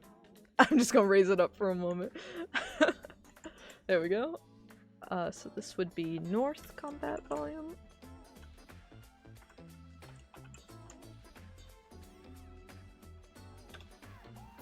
Yes, also good measurements at the start of the project. Admittedly, I've been bad about that on some of our personal stream projects. I've been like, I'm just gonna eyeball it. You run into a lot of issues later on if you just try to eyeball it. So if you can get you make what's kind of called like a blockout gym, and you put all of your metrics in there. You have like window height can be dependent because it really depends on your character height, as well as can the character vault, can they crouch behind it. That's why window height isn't really a constant thing as much, because it really depends on what your character's movement is. But yeah, standard movement, I would say just kind of like a square in the middle of it, with it coming up to like your width or something. But yeah, if you can just build like a separate level that you can like stream in and out while you're doing blockout work, that has all of those metrics all like put together in its own little space, then that makes it very easy to reference while you're blocking out. So that is very, very good idea. It's something done at many different levels of game development as well.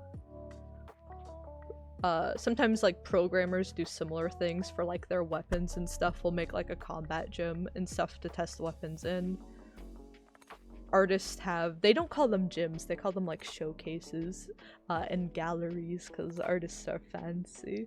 But it's a similar thing in mind where they'll put like all the different like art pieces for a kit all together. They'll have a few examples of how they can be together, and then they can reference that level in and out as needed. So yeah, building like something, the sooner in development you build something like that, even if it's just a personal project, the more it will help you out, I can say.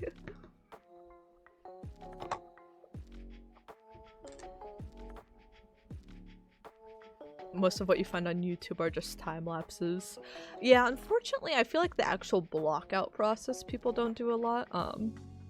I started saving them to YouTube as of this year, but I do have a full playlist of, I'm making a separate playlist just for this month's Blocktober stuff, but there is a playlist of all the game dev streams I've done this year, including the other project we've worked on stream this year has been remaking some Kid Icarus Uprising arena levels in Unreal 5. So I have a few of those. We've done a few different maps, so some of those maps we have done from, I would recommend whatever the last full blockout stream we did. I think it was about a month ago. We did like a full blockout pass in a day. And I think that one's probably the closest to like the real blockout experience. So yeah, unfortunately I don't really take the time to edit those because I'm editing so many like other things. But yeah, there aren't really a lot of edited and polished how to block out specific things for level design. But I hope at least my VODs just being out there can help some folks, or at least help them like be in a chill stream and like work alongside some stuff. Do you think in the future I'd publish a game on the Switch too? If I ever had a game credit on the Switch too, I'm taking a picture next to it and I'm sending it to everybody. I do hope that one day a game I've worked on in the past could come to Switch too. Currently I can say I haven't really actively developed anything for the Switch 2, but we're in an era where everything gets ported to everything nowadays, so I do hope, that is my dream, is one day something of mine that I've worked on in my career will get a port to a Nintendo console and I can take a picture of it.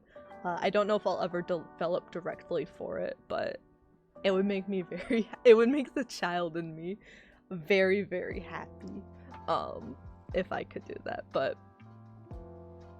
again, past projects are past projects, so I don't know what's going on with them anymore.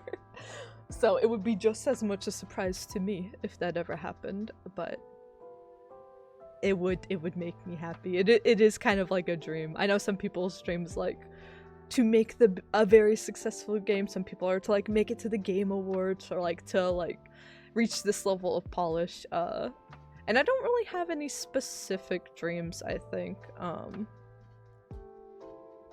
I have to rename these first.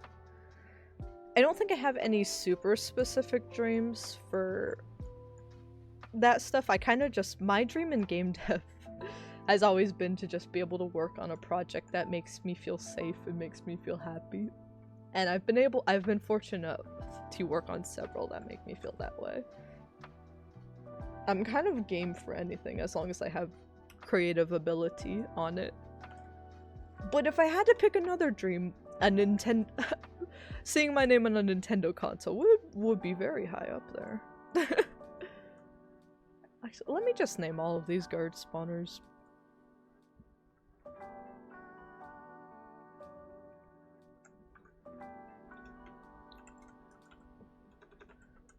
West Witch Fight.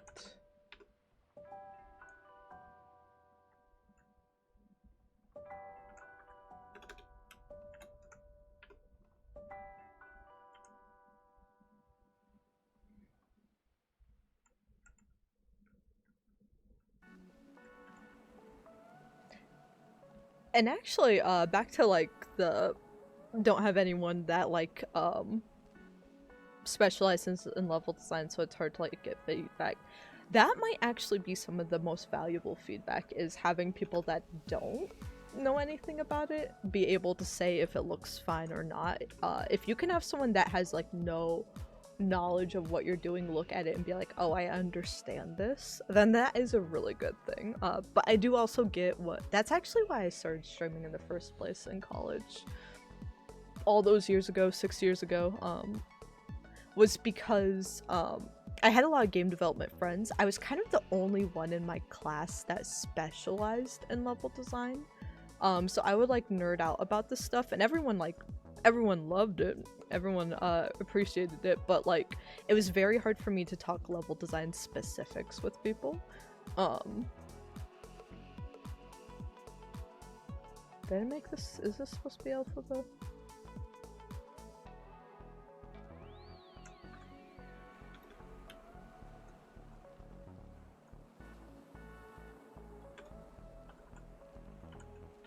Elfie.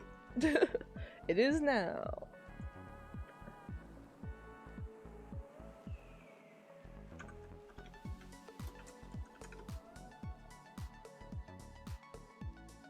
Okay. Now we can actually hold on. Let me grab all of these and make them disabled at start. Good. So yeah, I get what you're saying. The outside feedback is the most valuable, but it can be an isolating bubble to be like yapping about level design and be like, no one knows what the hell I'm talking about, and not to be able to ask questions to people. I definitely get that. I think that's what made. I was very fortunate in my first AAA project, was also my first full-time project, and my first time being on a level design team, not being the sole level designer on a project. So I got to work with a lot of like incredibly seasoned level designers at the AAA and AA level, and I got to ask those questions directly. But I was so nervous about it because I had not been able to really do that. I could only I had really experienced professors that I was able to talk to, but I also talked to them about Fire Emblem and stuff, you know.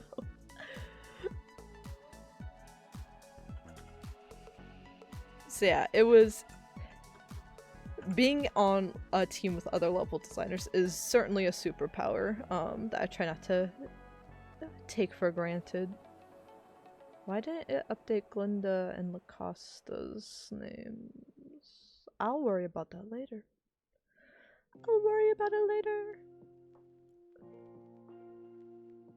That's also a nice catchphrase and a lovely catchphrase to have in game dev. I'll worry about it later.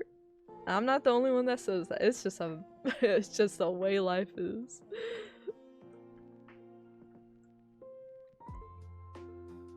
I have a developer friend that their way to deal with like smaller like level bugs where it's like, hey, this object is clipping into this thing. They would delete the object. They'd be like, it's not clipping anymore. If it don't exist, there's not a bug. And you know, the older I get, the higher up in the ranks I go, the more I get it. I just fully get it. I'm like, yeah, you know, it's not bothering nobody. If it don't exist, what are you gonna do about it?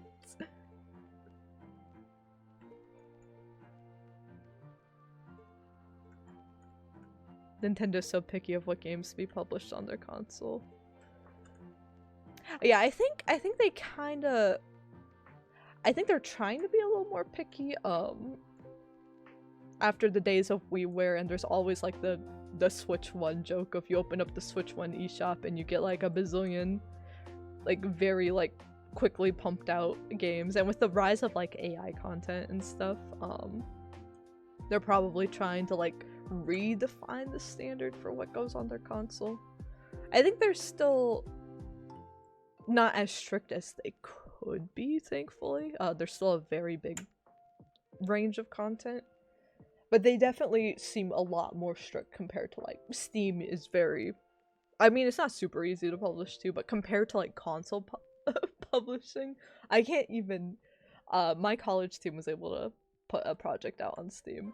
I can't even imagine the hoops you have to jump through for publishing to console as like a solo indie developer. I don't even know how you do that. How you begin to do that. So that's why the Nintendo thing is like kind of a pipe dream at the moment for me, and why I think it's more hopeful that a port team would come across work I've done and be like, let's put this on the Switch 27, the Wii U 2. Let's put it on that. That's kind of my biggest hope for it. Because at the moment, I don't know how I'd make that a reality. I don't know. But I would love for it to happen one day.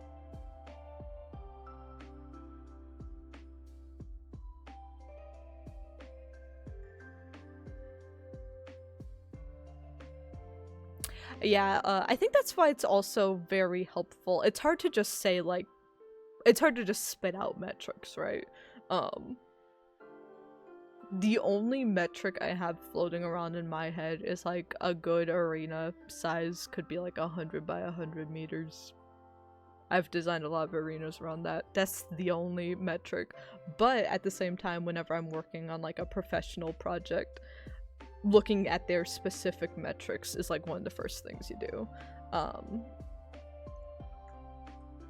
As well, a lot of it sometimes depends on like the modular kits as well, and like those snapping together.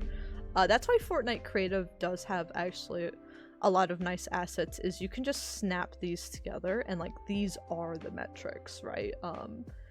So instead of like blocking out, I usually like to block out just with cubes and BSPs, but when you have a full kit that snaps together already like this, sometimes it is preferable. Some companies will want you to work with these assets directly.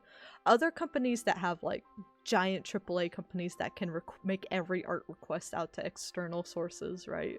They'll be like, yeah, block out whatever you want and we'll just have art make a custom piece for it.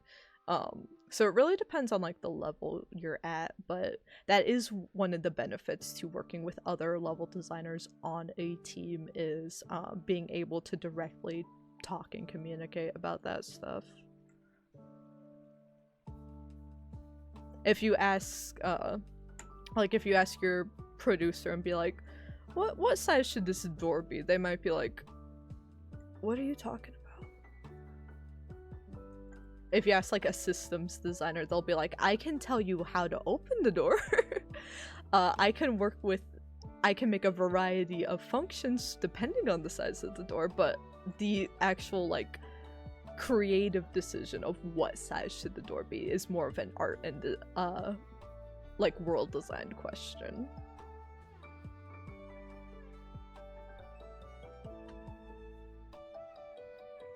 Did I do everything for this one? I wasn't gonna focus on like revising these areas. I'm gonna take a few of these out and carve like a little path. I think it's a little it's like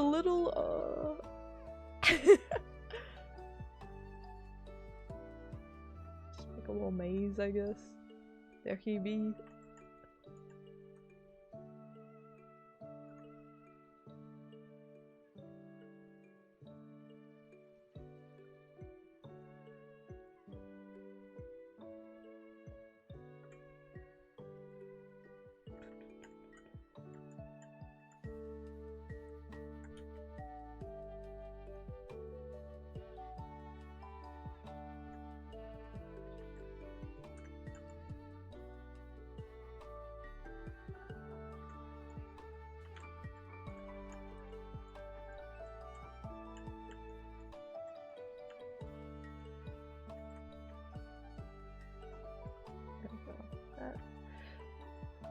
Not great, but you know what? It's better. I think it's already better.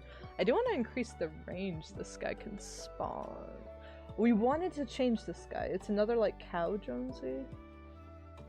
I want it to technically be someone different though. So maybe we'll look at that in the editor. Let's see, what is your spawn radius? I'm gonna give you some freedom, Jonesy. Go crazy. That's crazy enough. If you spawn in there, will you be able to get out? So we can move you more this way, avoid that. It's fine. I think he'll be fine. We'll find out real quick if he's not. You're gonna be okay, Jonesy. You're gonna be okay.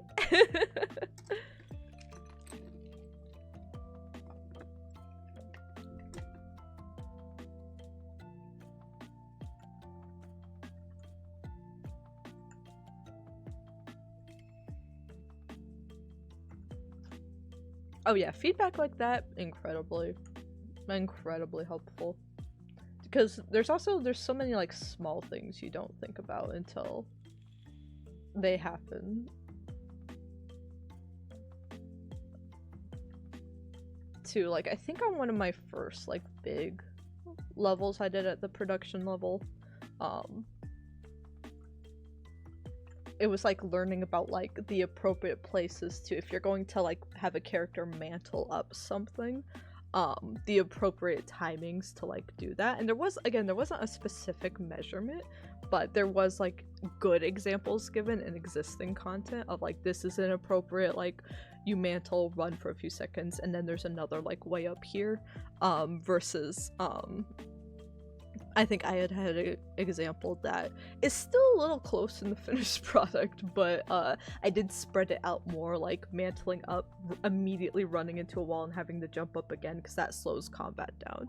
Some games, like if it were like Uncharted or something, slowing it down so that you can like load in a level or something, or have some talking play, that might make more sense, or having like it loop around or something.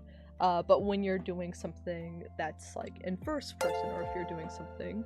Also, thank you for the follow, Penguin Goku 69. Goku's here.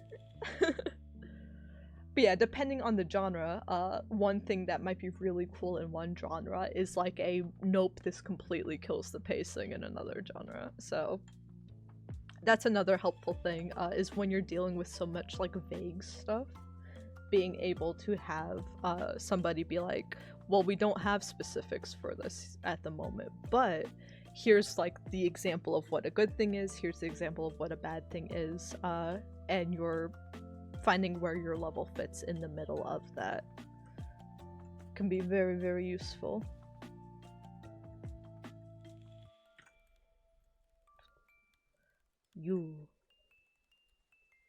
Why am I falling? Wait, Jonesy! Why is it not letting me?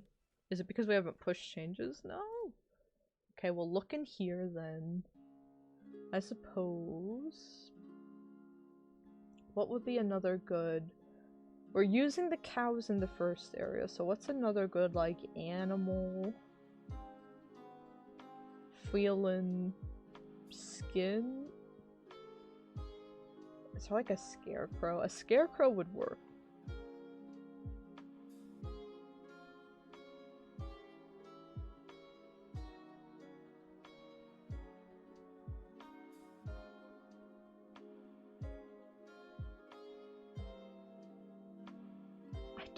I don't play a lot of Fortnite like story content. I'm seeing all these names. I don't know who these people are. Who are you? Yeah, for now I'm gonna put the pumpkin. For now. Or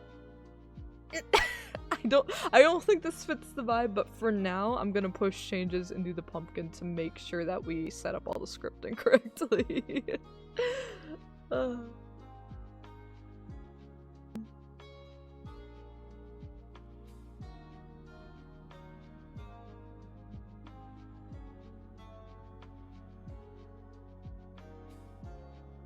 Yeah, I think that is a good one. Width between the areas is also really good. It depends. That one can depend on enemy pathing as well.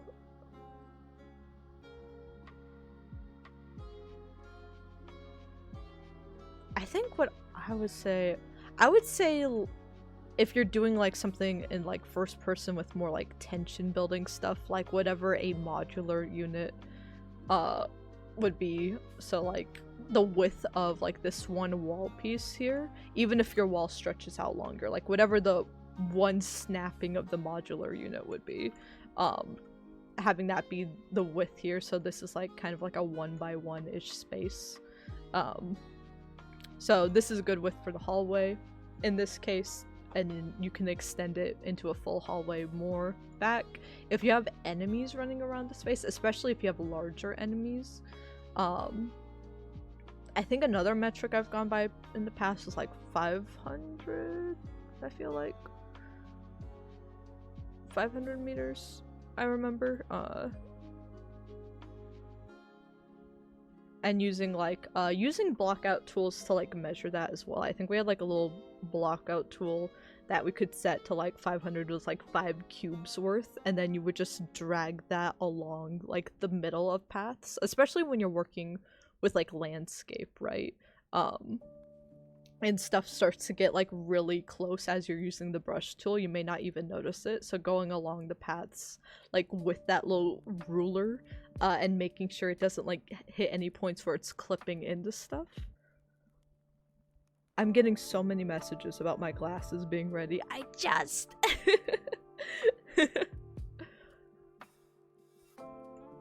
Ooh, for big enemies too, not only the width of the hallway, but the height of your entryways, as well.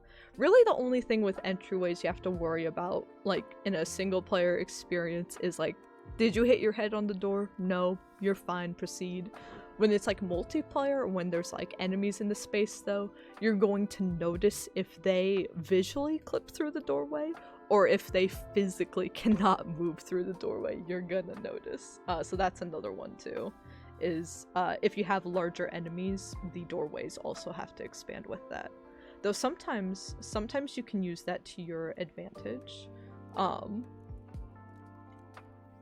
Like you can have a set of larger doorways, and then you can have like a little kind of secret cutaway, like a smaller doorway. Resident Evil does this with their safe rooms, right? You have these really large enemies like Lady D, right? That can chase you through the whole space, but then the safe rooms have that tiny doorway that only you can enter, so it makes sense visually, you know that's going to be a safe room. Sometimes you can do that in combat spaces just to kind of like juke them and stuff. Okay, that guy's working! That guy's working! Let's see, make sure it spawns in all 4.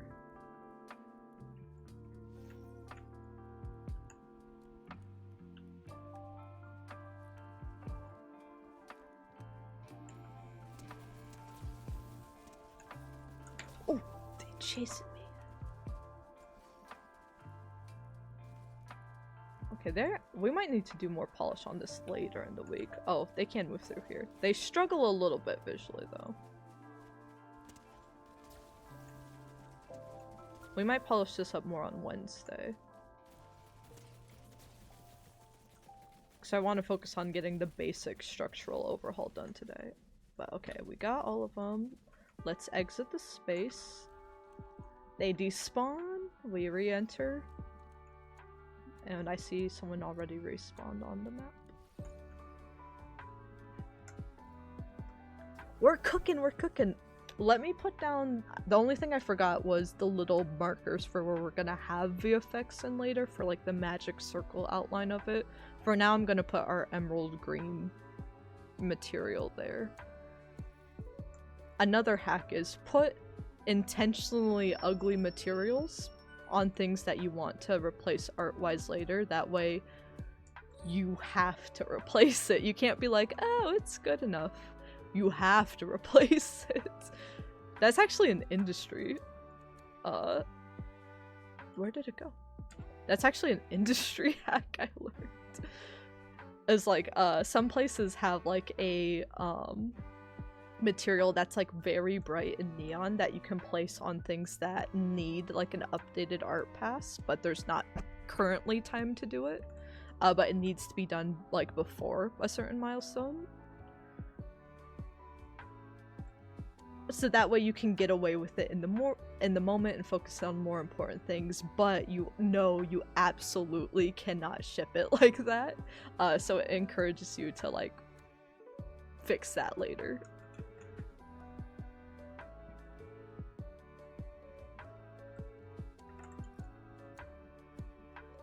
I think another thing about early level design is, because I've actually been in this spot in the industry as well, and it can be devastating. You are going to run into things where you're like, hey, I need questions on the metrics answered now, and you'll get the go ahead and be like, oh, it's probably fine, just work with what you've got right now, and you'll work with a given set of metrics. You'll get it approved, and then it will turn into a thing where people will be like, hey, and be like, what if we change this metric? Because from like a scripting instance, it's just like changing a few numbers, right?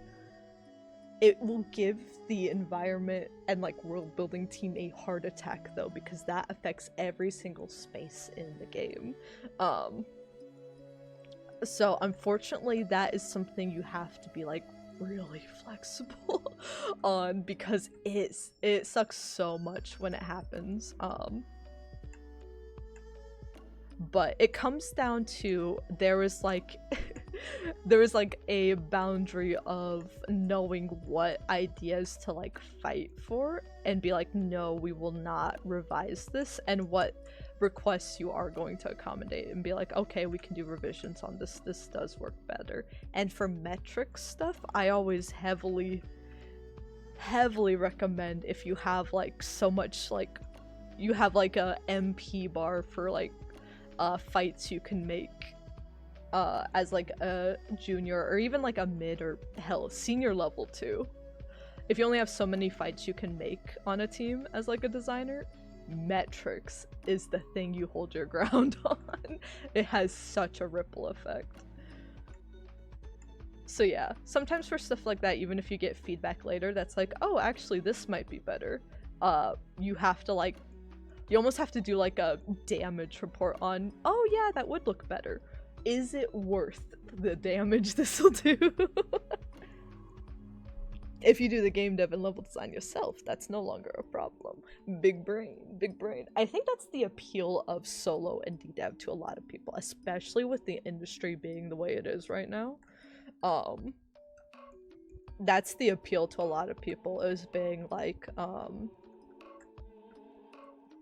wait a minute, I can just learn how to do it myself. It comes at the cost of, there's a lot that goes into making a polished game. You have to learn a lot of different things. Every day of development will be probably learning something brand new from scratch. But that could be really exciting as well. But I think that's become way more appealing to people than like having like meetings and like having like revisions over and over again. For me, I kind of like, I see both sides of it. For me personally, I really am liking working in an indie environment again, and having more time to stream and do personal work again as well, because I do feel I've been very fortunate to be very creatively free. Even as like an associate when I first started in the industry, I was allowed to have a lot of creative freedom. They could have easily had me doing like intern level stuff and just polishing levels. I got to make 4 shipped maps on like my first AAA title as an associate. So and they were all able to meet like the quality as the rest of the team. So that was like, that was really great. I think there was one like unannounced, probably the shortest project I've ever been on, but there was a time where I felt like very, very creatively drained, and that I wasn't actually doing level design work anymore, and it, like, my partner saw it, like, literally drained the life out of me, and stuff, to the point that, like, I look back at layoffs sometimes, I'm like, layoffs actually helped me really recharge, as well. It was like really devastating when it started happening in the industry, but if there's one slight positive, I was able to creatively recharge and be like, I want to be a level designer again. What do I do to make myself view myself as a level designer again?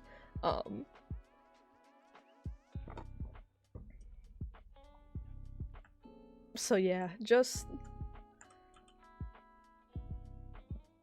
being able to just like breathe creatively is such a gift. It's such a gift. I would love, that being said, I would love to. I kind of like the highs of like, I really liked working on AAA stuff, and then I really did like the co-development AA side of things, the size of those teams, being able to like work on like in-house stuff and work on like partner stuff and like have that kind of like client type of relationship. So I really did like all of that as well, but I think what I hope to get back to it one day, but I think what I've definitely needed in my life right now was the indie focused just making weird stuff era honestly. And I hope if anyone else needs that in their life as well, they're able to find it creatively. Whether that's working with an indie company, whether that's making their own stuff, whether it's just dabbling in something new altogether. I hope people are able to find a way to creatively recharge. And that's how that's why I do so many chill streams, is I hope even if you don't do game development, you have no idea what I'm talking about. Maybe you're drawing alongside to the stream, maybe you're reading a book about something new. Maybe you're just breathing after a really, really long work day. Like, I just hope you all are able to chill and get something worthwhile out of it. Because I certainly watch a lot of streamers that I just, like, lurk for. Welcome, Zendo Sona. Thank you for the lurk. As well, because I'm like, I gotta get stuff done, but I need my mind to be at peace. Oh yeah, let me see if we can we edit the Pumpkin Man? Music or sound design? I really liked learning sound design actually for my college indie project. I took a sound design course as well. I was a music nerd in high school. In middle school, I did like 7 years of like every type of band imaginable on clarinet and saxophone. But I didn't do it into college because I knew I wanted to pour everything into game development because I had no game dev experience at all, no programming experience at all, except for a little bit of web dev going into college. So I'm like, this is going to be a huge learning curve for me and I need to focus in on it. But it was nice senior year, I took a few sound design and like music courses, again, just to kind of reconnect that stuff to each other. And it's beautiful. If anyone has a chance to explore that stuff, I do recommend it. Very hard though, very torturous. If you don't have the time, don't bother. At the same time, oh my gosh, what a scary... Also, weirdly enough, so when making college capstone that my friends did, and my first like indie title is a little free, unoptimized, completely unoptimized, but a little free to play game on Steam called Sonata Theory. So very music focused, right? And then, okay, let's look for a scarecrow in here while I yap. But yeah, on top of all of that, so originally we wanted to have a lot more like rhythm game type mechanics, and usually when you Google something for like Unreal Engine, you'll find a lot of forums, you'll have a lot of videos. The nice thing about starting with Unreal is that there's a big community, there's a lot of free resources out there to learn, which is why I love Unreal stuff so much. When I looked up, like, well, how do you make like a rhythm game mechanic? It was the only time I've seen something really gatekeepy in in the forms of Unreal Engine. Like, there's barely any tutorials for it anywhere. Maybe it's changed now, but barely any tutorials of it anywhere. And like, instead of the comments being like, oh, here's how I do it, or like, this isn't exactly the same, but this is how I think about it, the comments would be like, why don't you think? Are you stupid? Anyone can do this. The answer's obvious. And people would be like, I just need like a direction to go in. And they're like, no, you should stop being lazy. They'd be like, no, you're not going. I've been working on a rhythm game for like X amount of years, and no, I'm not going to tell you anything. And they'd go on like these big rants. It was the meanest community I've ever seen in my life, and it was for like rhythm games. That specific mechanic. Any other mechanic has been like very open. People are very helpful. I do not know how to make a full rhythm game. I guess I should though, because it's easy, and as long as you're not stupid, you can do it. According to some unverified anonymous user. That's definitely real and definitely a well-adjusted person. But yeah, it's very weird. That specific mechanic just... Not like how to like make the music to work into that. And stuff, because I could understand being like, hey, that's a completely different type of thing than like scripting the stuff for it, but yeah, that was a little weird. But music and sound stuff is very, very complex and also very hard to debug for as well. Like, music is fun, everything visually will look like it's scripted correctly, and then you'll play and just nothing will work as intended. You've got to do a lot of play testing and being patient with it. And it is best to save music and sound design stuff for like the end of development, of course, but I think it's that point where like you just want to like cross the finish line and you're like, I kind of have one more area of development to go before debugging. And it's like the final boss is doing a audio pass on a level. In your mind, you think, oh, I've been on projects where it's been like, this should take like a day, and then like weeks will pass and stuff. It is a beautiful boss, but a terrifying one all the same. Why they got no scarecrow in here? Fortnite has there's all these furry skins, but I just need a scarecrow, man. Who are these people? Ooh, she could be good as Glinda, actually. Who are you? Promenade? I don't remember you. Did we update the Glinda one? I kind of like the masked one for Glinda, though. I didn't think about actually updating the sprites for the witches. Maybe. We'll save that for Wednesday. I want to focus on all the like different little areas for each witch of Oz.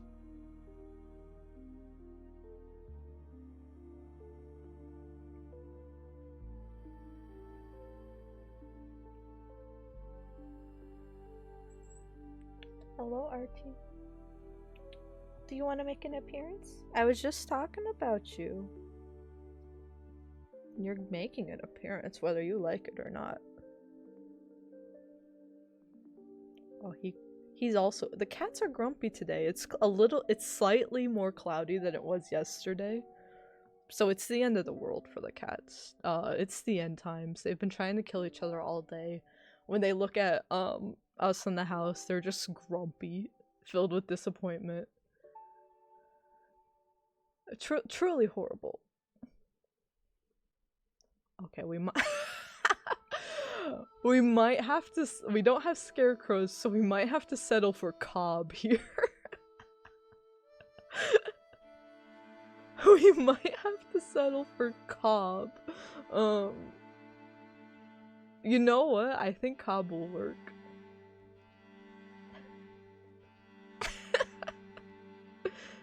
Hell yeah. just as I intended. Let's go ahead and push and save everything real quick. And then we'll move on to the next area. Halfway through the areas. And then if we have time at the end, I want to set up... We have in the Emerald City, we have ways to portal back and drop down into each zone. I do want to make a way to make it two-way once you unlock the Emerald City. That requires some more messing around with the save state, which has turned out to be a little picky, a little messy. So I'll keep messing with that off stream, but I would like to set up the remaining portals to the northwest and south. We have the east one set up already, which should be really quick. But we'll save it for the end because working on all this stuff still. So let's grab the combat volume, let's grab one of these, and let's...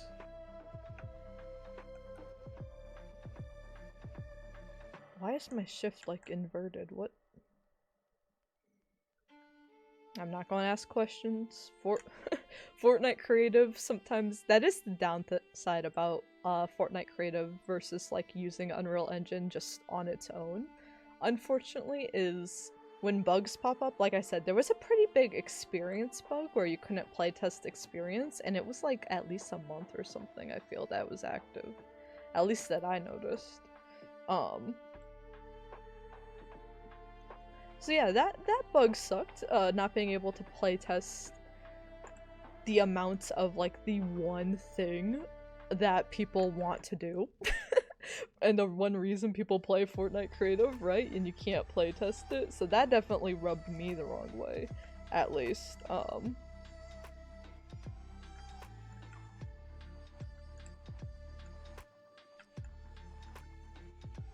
So yeah, that definitely turned me off, but yeah, sometimes Fortnite Creative will run into issues, and they won't get resolved for a very, very long time. Because honestly, it's not Epic's main priority, right? They've got enough going on with Unreal Engine as it is, with their big AAA developers. They've got, in terms of Fortnite, they've got their own Fortnite content, a ton of it to worry about. But yeah, Fortnite Creative tends to take a hit sometimes.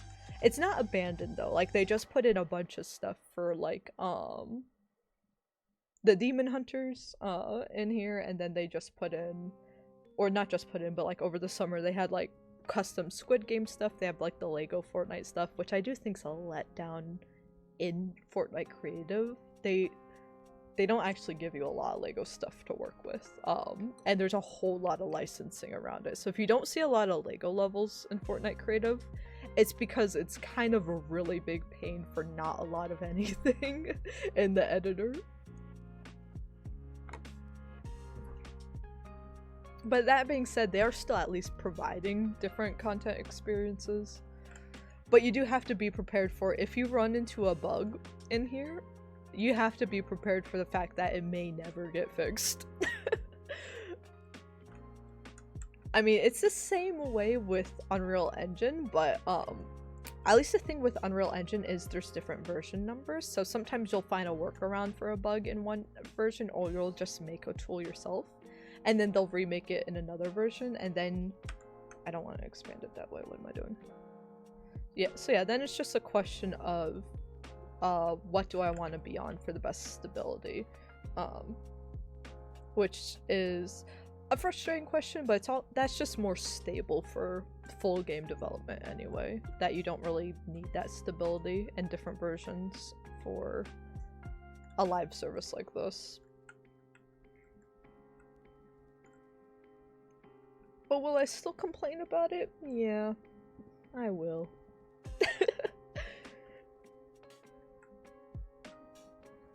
Why wouldn't I? Yeah. I do like to, again, with my video essays, I always like to be optimistic, like being someone that likes Kingdom Hearts 3, being someone that loves Nintendo stuff, it's always been an uphill battle for me, so I always like to be optimistic and be like, especially the last video essay I did was all about being like, it is okay to like stuff that no one else likes. That is fine. Especially if it's something the internet's loud about. That's what my next video essay will be about. Other people like Tears of the Kingdom. It's okay. It is okay. But at the same time, I think it is important to still have critiques and be like, is it a perfect game? No. Is Unreal Engine perfect? Far from it. Especially 5. A lot of people know Unreal Engine 5. Very bad with... You have to spend... It's not that it's bad with optimization, it's just you have to spend a lot of extra time optimizing that. And I think that's a switch and something in production schedules that like big AAA studios and stuff haven't realized yet, is you have to put a lot of extra like post-production time into just optimization. They haven't really accounted for that in the schedule, so they're trying to optimize a still very new engine in the industry in the same amount of time that they would for like Unity stuff and Unreal Engine 4 and in-house engines, and you need more time to optimize and debug stuff. And I think there's even a limit to like how much we know and like what you're able to with Unreal 5 as well. So there's a lot of problem solving time as well that you need with Unreal Engine 5. Where you could have that large calendar time and just, if you aren't able to find a solution, still be screwed. So yeah, Unreal Engine has always been my go-to because it's free, it has a lot of free content and a lot of free resources to learn. But I'm never gonna say it's perfect, I always want to be honest with y'all. I love it, I adore it, it's my favorite. Like 95% of my game dev work's been on some version of Unreal. I think I used Unity once. But is it perfect? No. You gotta get used to seeing shaders compiling and crying for a bit. That's part of your job, is to watch shaders compile and sob softly at the sight of it.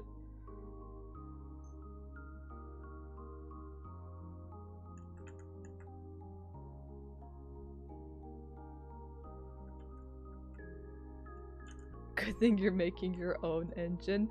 Honestly, I mean, like, especially with like the Final Fantasy stuff, I love how I love both the way like all these franchises are evolving into Unreal Engine, but I am also nostalgic for like the in-house engines. I think, what is it?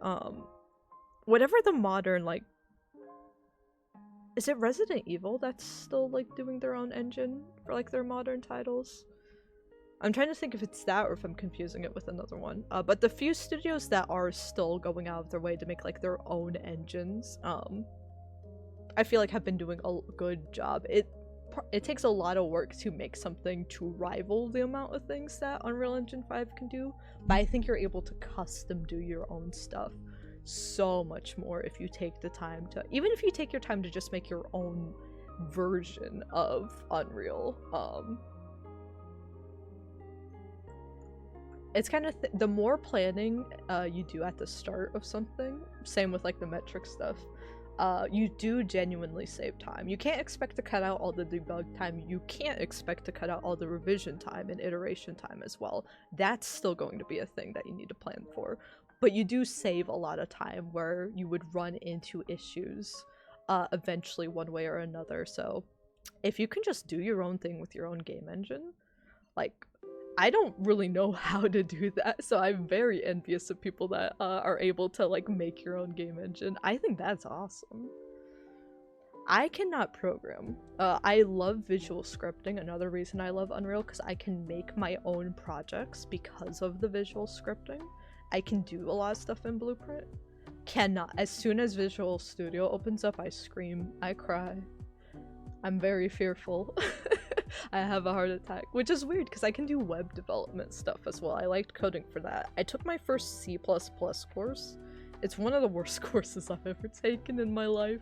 I was like, to be fair, it was kind of just a bad class experience in general. I feel I'm tempted to maybe retake like a different, like, Udemy or CGMA or like maybe just a master's degree, like college program, like a retake, some sort of way to learn that.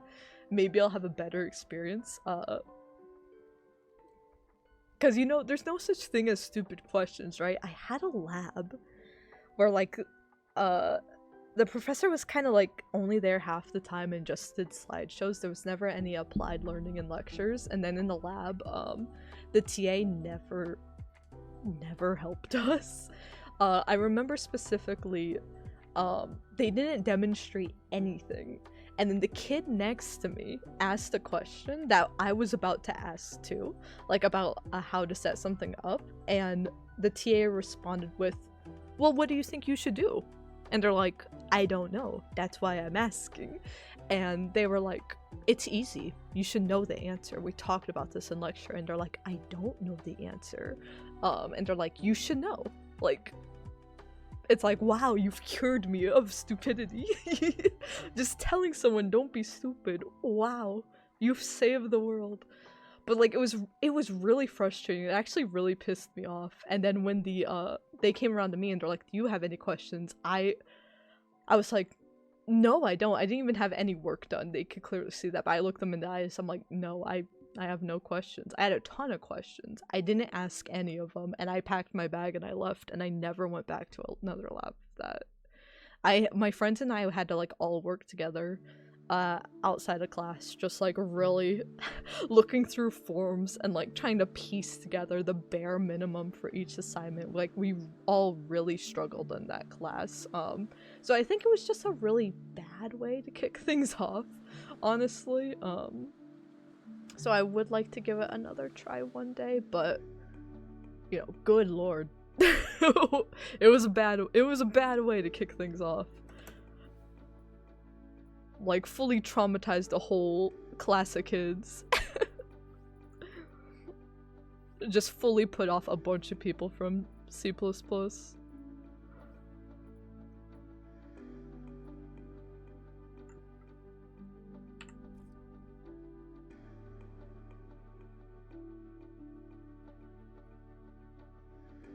yeah, that being said, I also had a professor and a TA for most of my other classes that were phenomenal.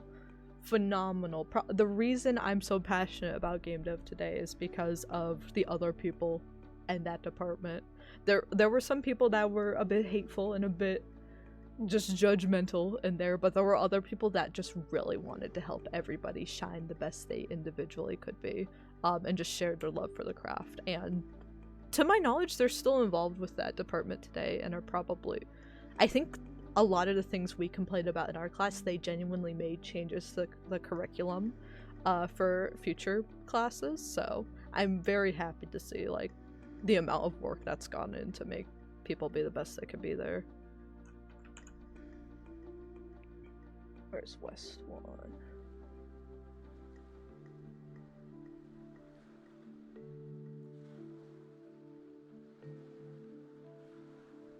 Yeah, Unity I think can do much, and that's why I say our college game was unoptimized. Even though it was on Unreal 4, I didn't spend 1 second optimizing it. I think it runs well on modern computers, but if you run that on a laptop, I'm very sorry, but it will explode in your house, I'm pretty sure. It's like a visual, like Paper Mario-esque style. So it's not anything complex as a game itself, but it's more like there's a lot of I scripted everything in the level blueprint. Don't do that. Don't do that. Don't do that. I also had a lot of stuff running off of Ontic. Do not do that. Do not do that. It's okay to do a few things here and there. Do not build your whole game like that. At the same time, though, it is possible to release a game that does have positive reviews. To release a game, positive reviews that is scripted like that. Which is why I'm glad we did it, and why I'm glad it's flawed, but like still like a really good, especially for college level, first step in game development. I'm really glad it's out there to like document that. But I've learned a lot since then. Oh, I have to rename this. I'll do that in a second.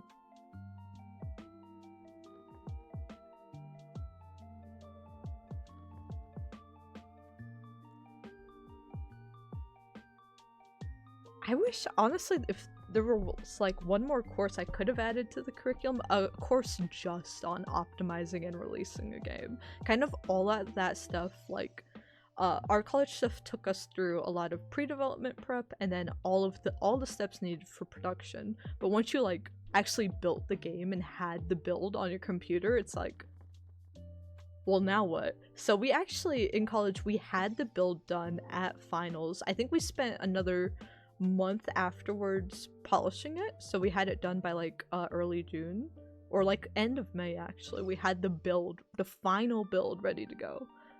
It took another month and a half for the game to actually release because we spent that time learning about Steamworks, we had to make marketing material for it, we had to make the Steam achievements, we had to learn how to connect those once we were already in Steamworks is when you could do that. And there's like a waiting period for each, so it wasn't just us learning how to do it and it taking this long. It'd be like we'd make a little bit of progress and then there was like a month waiting period. We'd submit something and there was another month like waiting period. So I kind of wish, and again, we had no optimization period. We just went from final build to, okay, let's do this. We had a debug period, but it wasn't really focused on optimizing. We're like, this can run on our computers, so it's good. You can hit play. All right, send it off. Which at some point in game development, you can't just spend forever in the debug phase. Is another dangerous thing, is you'll just be like, oh, it's not perfect yet, and you'll never release it. Probably the most important early game dev lesson, if you want to do this professionally, is you have to make a first something. And you have, whether it's a personal project you zip up and put on like itch or put on like a personal portfolio, whether it's something you do with a group and you put on Steam, or whether you do get into the industry and you work on something as like an intern, and stuff, and are able to be a part of like the debug process, you have to cross the finish line and know your first attempt is not going to be perfect. You may never have an attempt that's going to be perfect, but there is a point where you do have to be like, it's not a 0, it's like a 90. It's feeling very good. You have to eventually let go and let the world see your baby. I think that's the scariest part of it. I'm not saying release buggy games or anything. Like fix all the big bugs, certainly, and get all the smaller ones you're aware of. But yeah, I think there's that fear of like, you put so much of your life into a project and there's going to be people that hate on it no matter how good or bad it is. So it's that fear of like, when you release it, people are gonna be mean to your baby, but you know what? You've gotta release it. There's something wrong with the volume. Hold on a minute. Something is wrong here. Where did she go?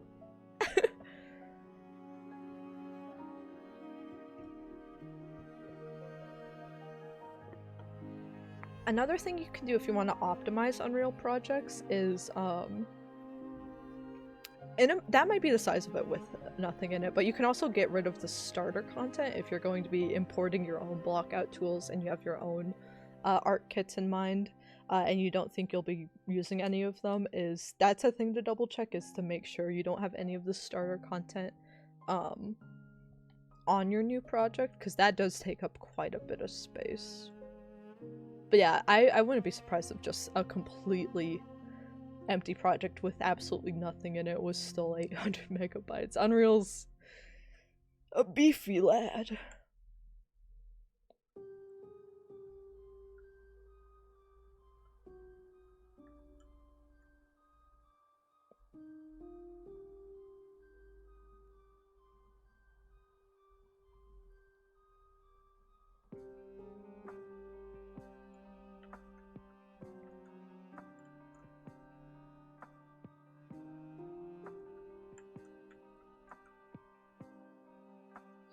Put it all the way down here to be safe.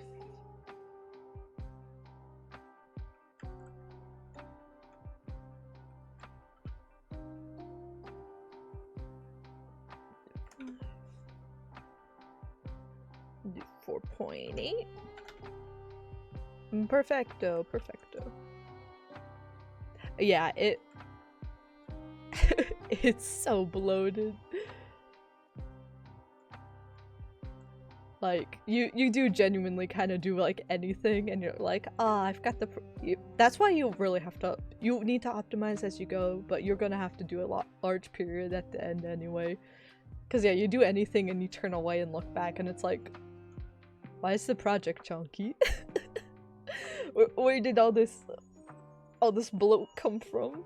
And it's just chilling, it's just being Unreal Engine, but it'll find stuff to recompile one way or another. It's just feeling goofy like that. Just a silly project.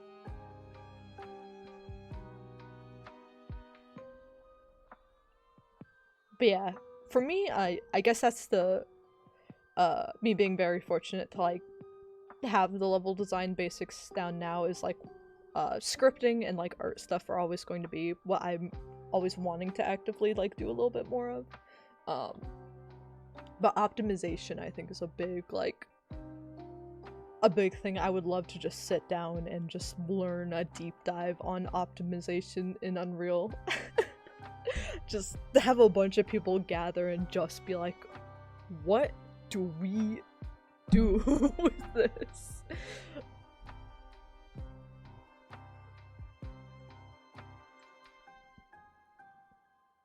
I will at least give Fortnite a little bit of credit. Fortnite Creative, they've got...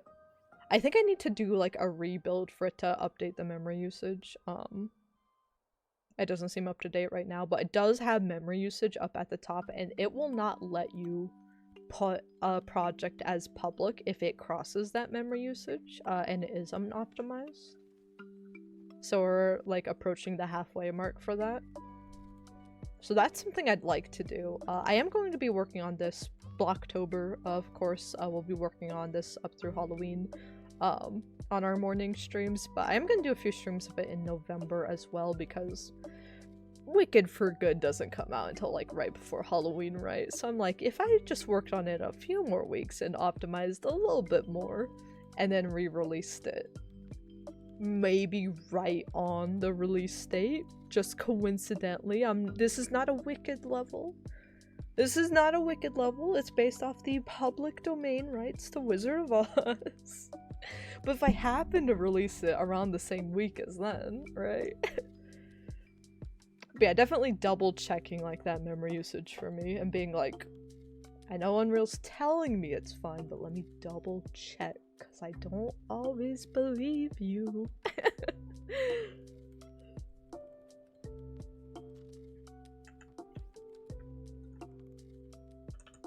Why do I have sticky keys? What? There we go. She was really wanting the sidestep there. Let's see, what time is it also? I think we'll stream for like another hour here. And then I want to get to work on some video essay content.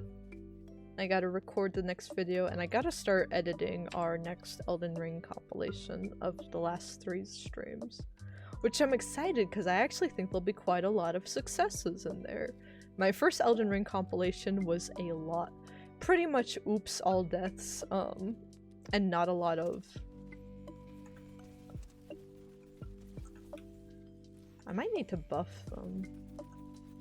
Because these are just like green pistols. I feel like you shouldn't be able to kill them that easily at this stage. Actually, you know what? Yeah, I'm gonna do that while I'm thinking about it before we move on to the next stage. I'm just gonna give up maybe like 100 more. Or just maybe like 30% more. I'm not gonna- I don't know what they're set currently to. They could be a little stronger.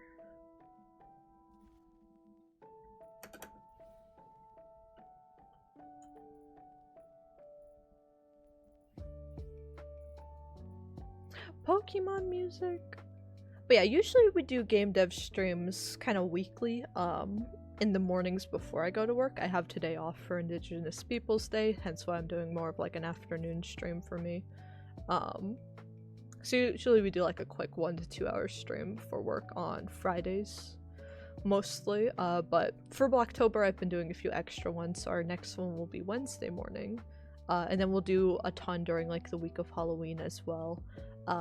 But I will say this upcoming weekend and on Friday we will be focusing on the new Pokemon Legends game. Even though I don't actually play a lot of Pokemon, so I'm excited to. The last one I played was Pokemon Legends Arceus, and I really, really liked that. And my favorite childhood Pokemon game, the only one I've ever fully beaten, was Pokemon X, so I'm very excited for Legends ZA. I'm trying to temper my expectations though. I'm like, it is a new Pokemon game. I've never been like art snobby about it the way a lot of people have been with Pokemon, but as a level designer I can say like if you're looking at like games that still don't have like the like scope down of like there are a lot of good level design flow moments in Pokemon games. There are a lot of good pacing moments, I'll give them that, but they're like world spacing stuff. There are a lot of places in Pokemon games that feel empty. I think that's both design and art.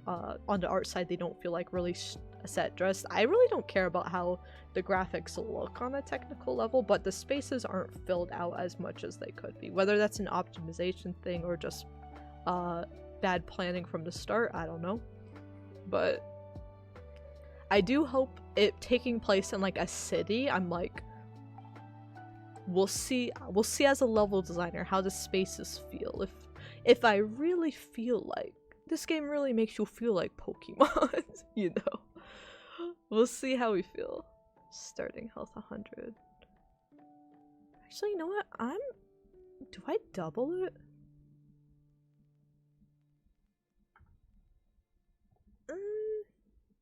I'm gonna do 150. Let's do health 150 for now. And really quickly, while we're doing that, let's go over to... I have a spawner here.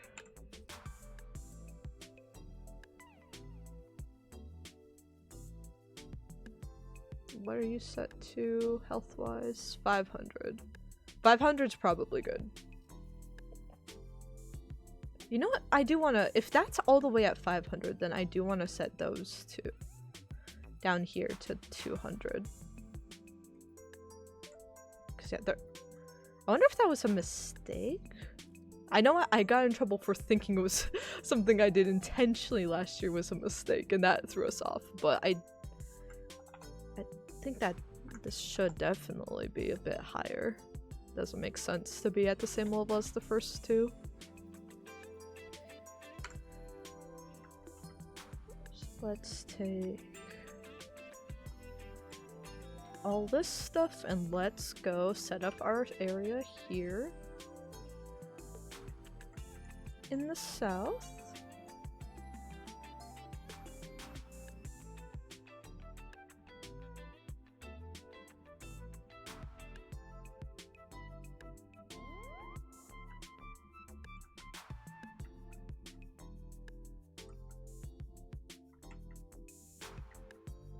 Set up our barriers.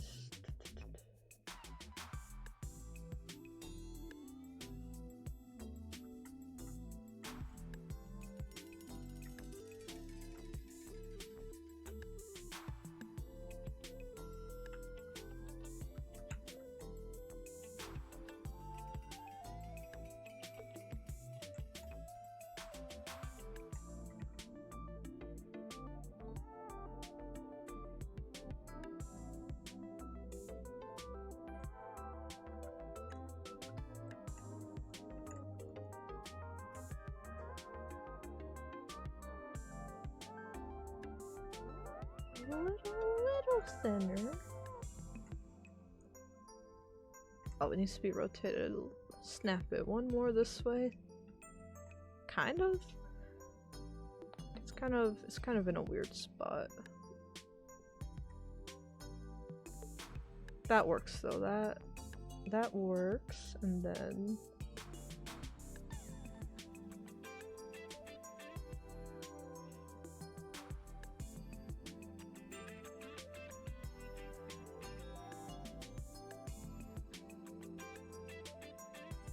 That also should work fine.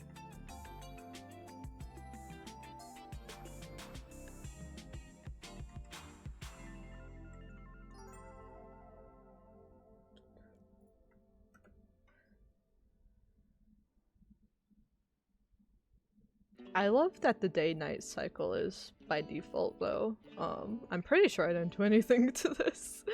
I don't remember if I did. Yeah, I do love that is a huge plus.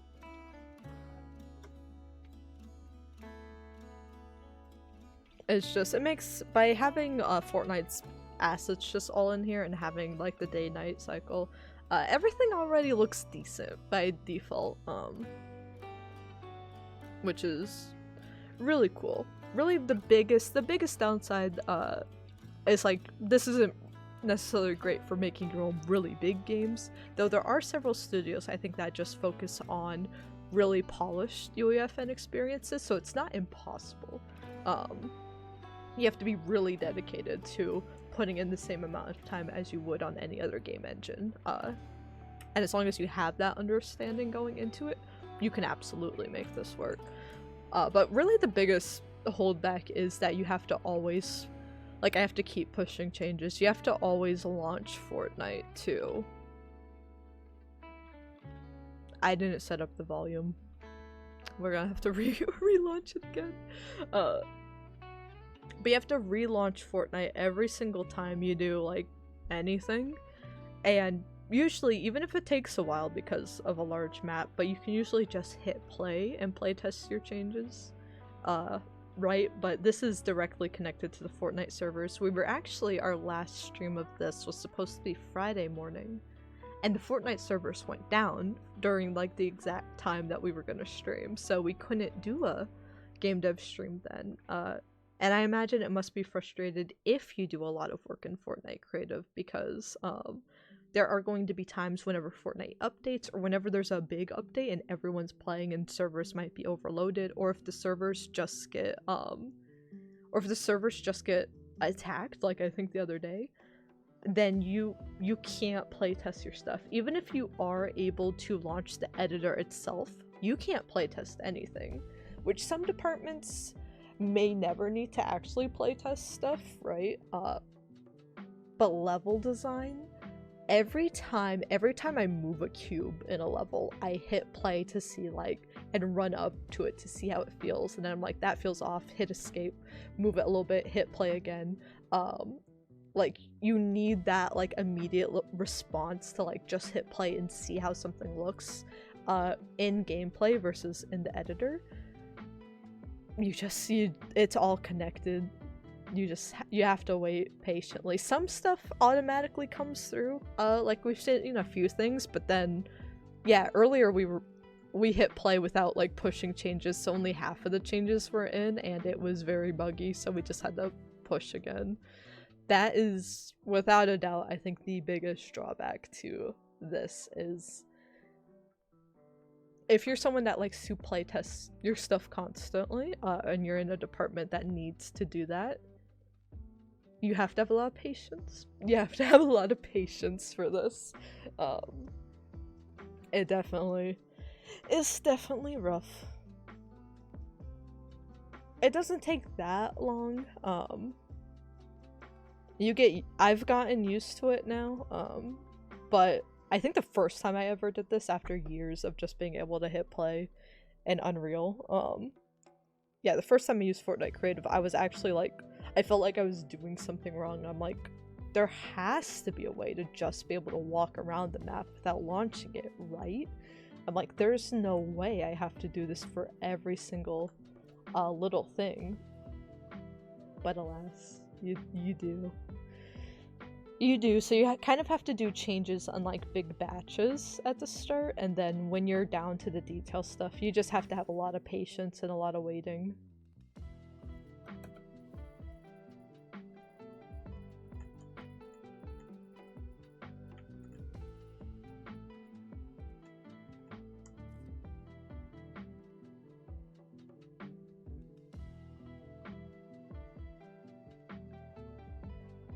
So, oh yeah. Enter. Alright, south one. Enable, on exit. Are you messing around? For real, whenever a project compiles, it always feels like I guess the equivalent to when you're like working part-time in like the food industry and stuff is to be like, you can always be cleaning, like there's always something to do. If you're not taking orders, there's always something you can be doing. I always wonder like, what am I supposed to be doing? Like usually the first part of like my day, like everywhere I've worked, has just been catching up on messages, pulling the project and letting the project open, which is good for me because I'm spending the first hour of my day waking up as well, and then like getting ready for stand-up. But yeah, sometimes places will be like immediately like schedule a meeting or immediately be like, hey, let's work on this, and I'm like, project broke. I'm like, I don't even perceive the project yet. I'm like, it's gonna take me a minute.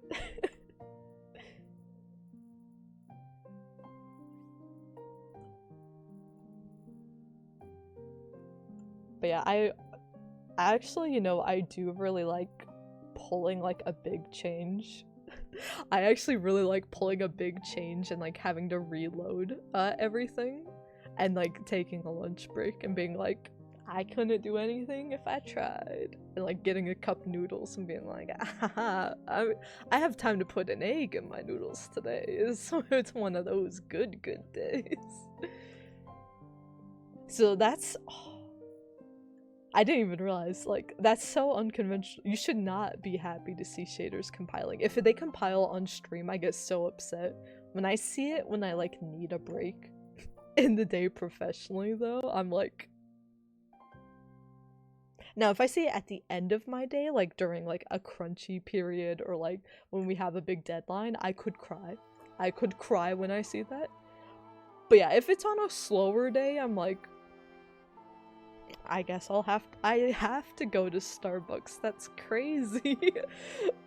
The project basically told me to. There's nothing I can do. So yeah, it really depends on the day. In general, that's not a feature that you should aim for with a project file, though. You find ways to live with it and appreciate it some days, but it's not a feature that should be in most game engines. It's not fun. It's simply learning to cope with it, but it's not recommended.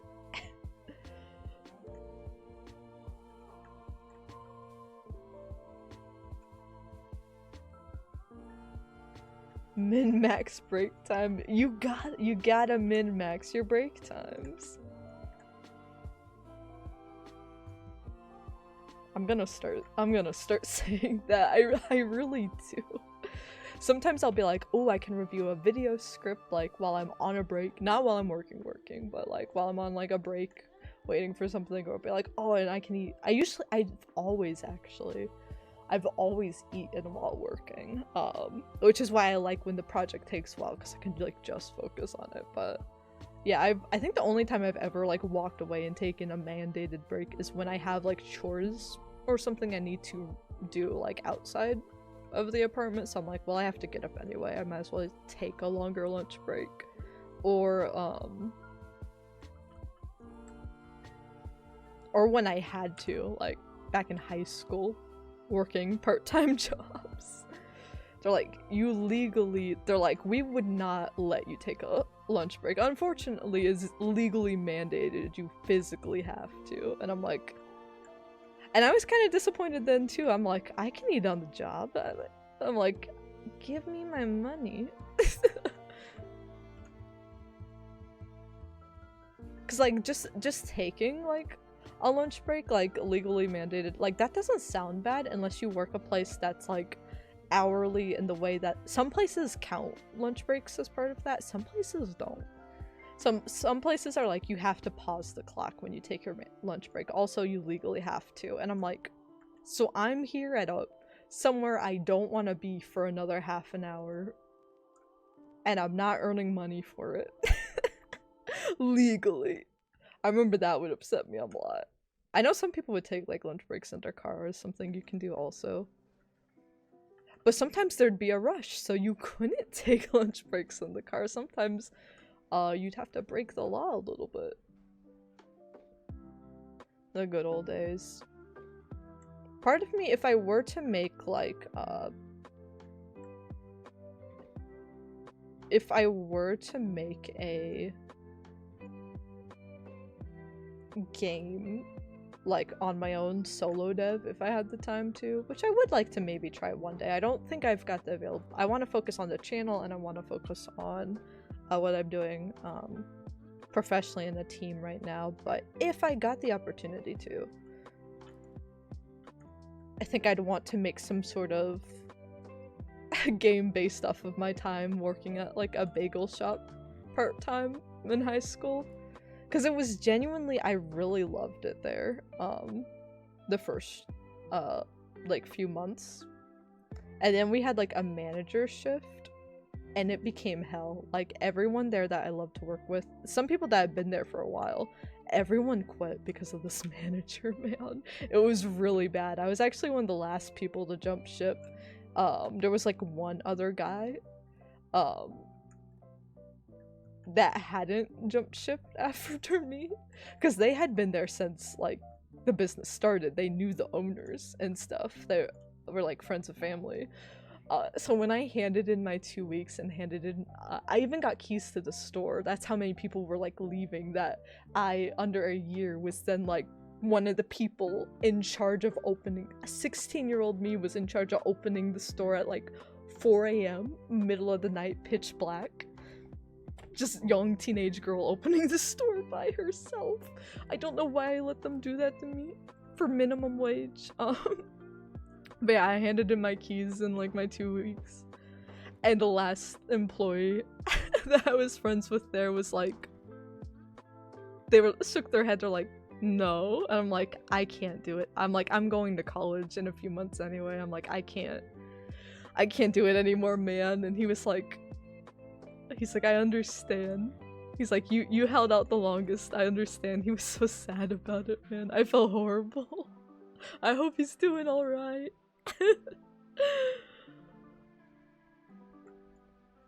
Yeah, I think it would be. I would love to do a game jam with my friends. I've actually never gotten to do an official like big game jam. Every time I've wanted to, it's always during a weekend that's like I have plans already, or something, or like something's come up, like I've been physically sick and couldn't do it, or like mentally really burnt out and couldn't bring myself to do it.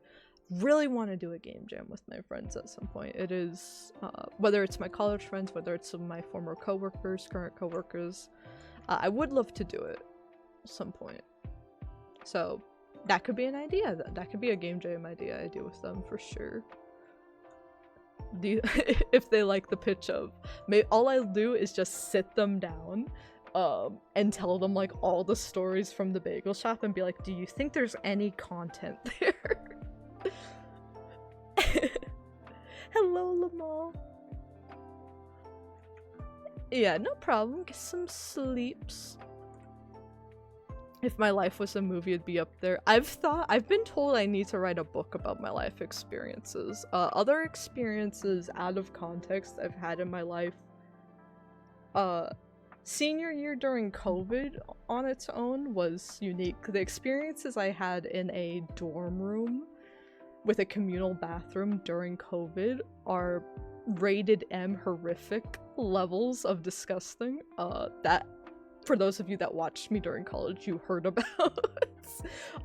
There's that. In school there were I'm not joking, I thought this was a normal experience until I talked to my college friends from like different states and learned no, it is not.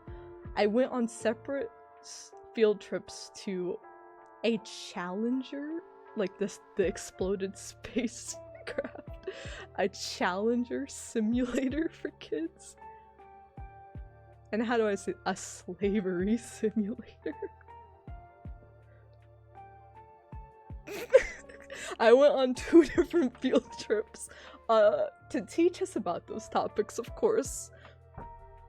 But I realized those simulators were not...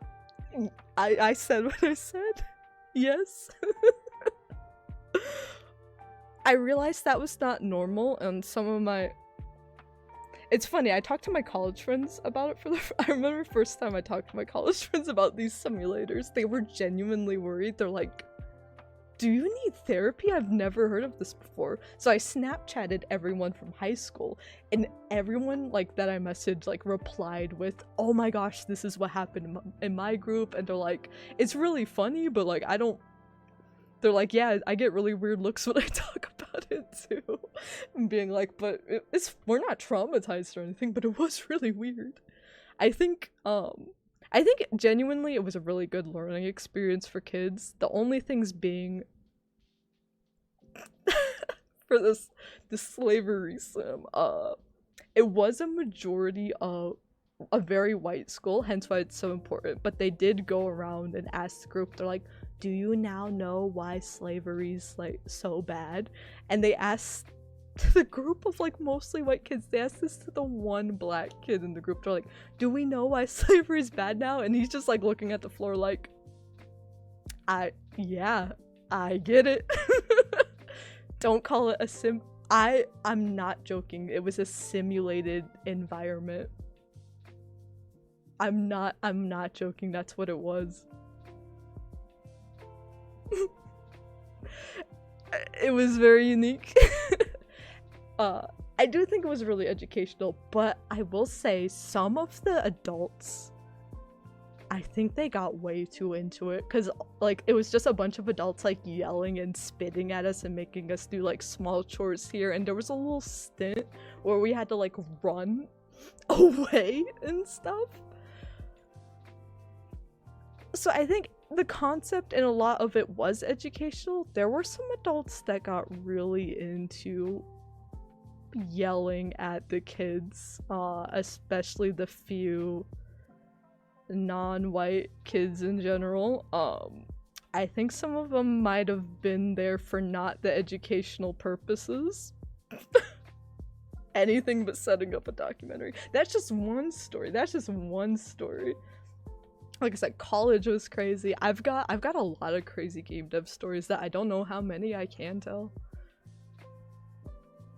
I think one of the funniest, well, one of the most heartbreaking ones to me at the time, but it did kick my ass into gear for streaming more actually, was when I had somebody that was like one of my higher ups and knew my title was like level designer. It said it right on my thing, and at the end of a project when I asked, like, it was me and another girl too, that were both level designers and did lots of really great level design work on other things.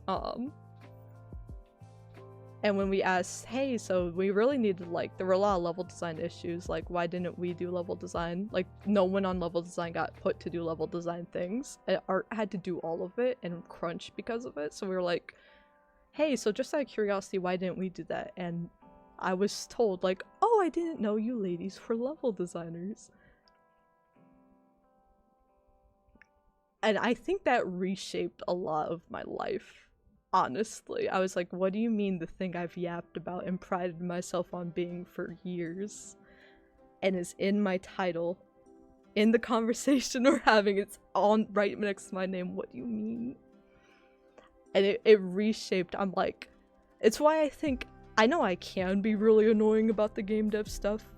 I don't think I'm ever gonna stop being annoying about it though. Like, it's so important to me, and the fact that I can talk about it nonstop and get asked that at a point in my life, I'm like, I don't want that mistake to ever be made again. I want people to be like, she's absolutely a level designer. She can't shut up about it.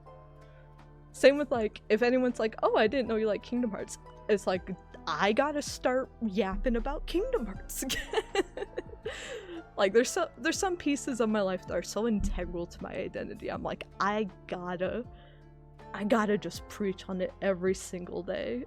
Is that important?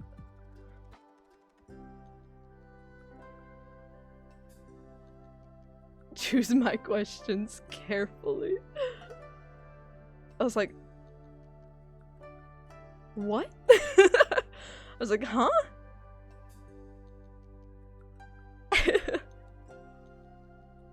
Yeah, lots of crazy level design stores across. I always be vague because I've been at every level of game development, from like small indie, big indie, AA, AAA. I've been through it all, so I always try to keep it vague because I don't want any NDA stuff. I don't want anyone being like, let me try to research and find this out.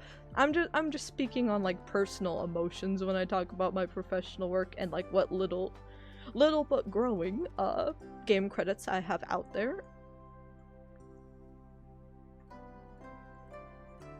But also just keeping things personal when it comes to professional stuff, also just out of respect. Legal stuff aside, out of respect. Like, I wouldn't hate on anybody involved in that situation. It was more just a self-reflection moment. I had to like look in the mirror and be like, what type of level designer am I going to be today? And I am proud of myself using that as like a motivational thing. I had a similar thing in college.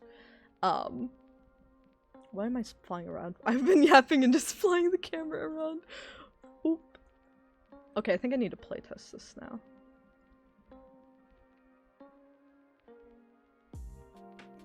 But I had a similar instance in college where it was before I actually, or it was like the first semester I knew I wanted to, or no, it was before even level design. It was when I was trying to figure out what part of game design I wanted to be a part of, right? So I wanted to like just do game design in general. I think it was like a class I took in the first 2 years of my college thing, so it was like an earlier portfolio review class, and then there was another one like last semester of college, so you had like a halfway point and then you had the final one. So one to get you started basically, and then one to see how you would hold up in the industry.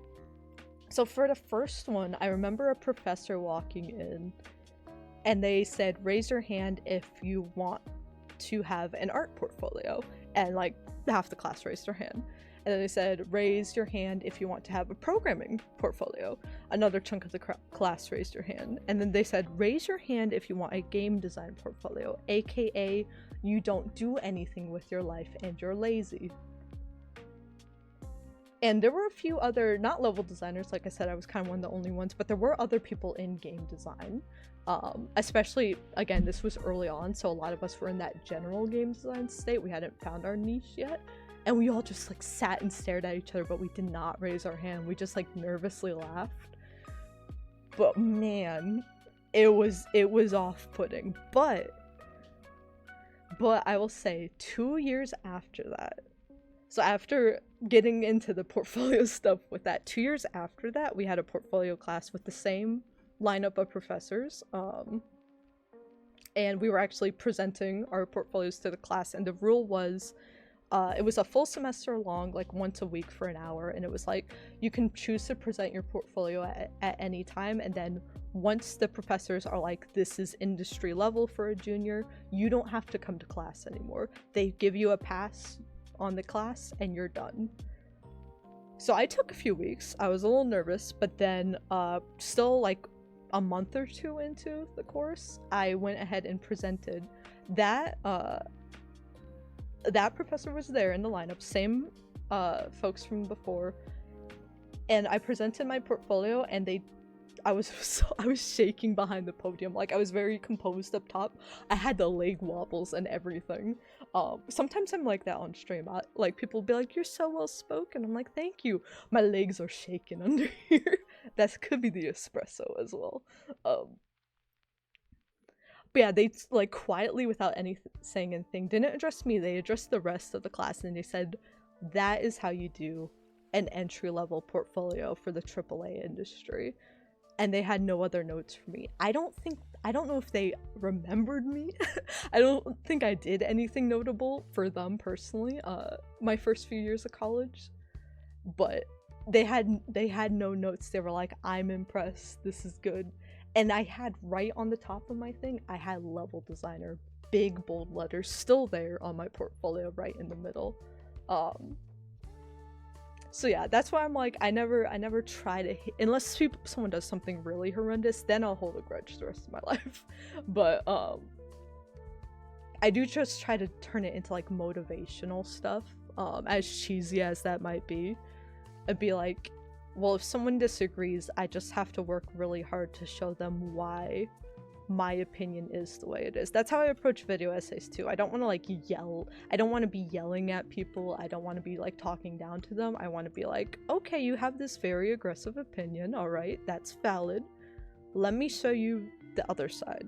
Like, let me show you the grass on the other side. It might be greener over here, and let me try to explain that calmly, confidently, and stuff. Even if it takes, again, that took me 2 years, even if it takes a bit of time. So yeah, that was my way of dealing with the level design thing, is I'm like, the next project I am on, I want to be on, without doubt, viewed as this is all level design work. Even if it dabbles in some set dressing, even if it dabbles in mission design and combat, I want it to all tie back to level design at its core. And I'm happy to say the work I'm doing now, at my current place, do a very large variety of stuff. Since it is indie, it is all level design. I am talked to like a level designer, which it seems like a basic thing to want, but you know, I'll take it. I'll take it. I forgot I spawned 2 of these guys in here. Oh my god. Let me back out of the space. It's working! Yes!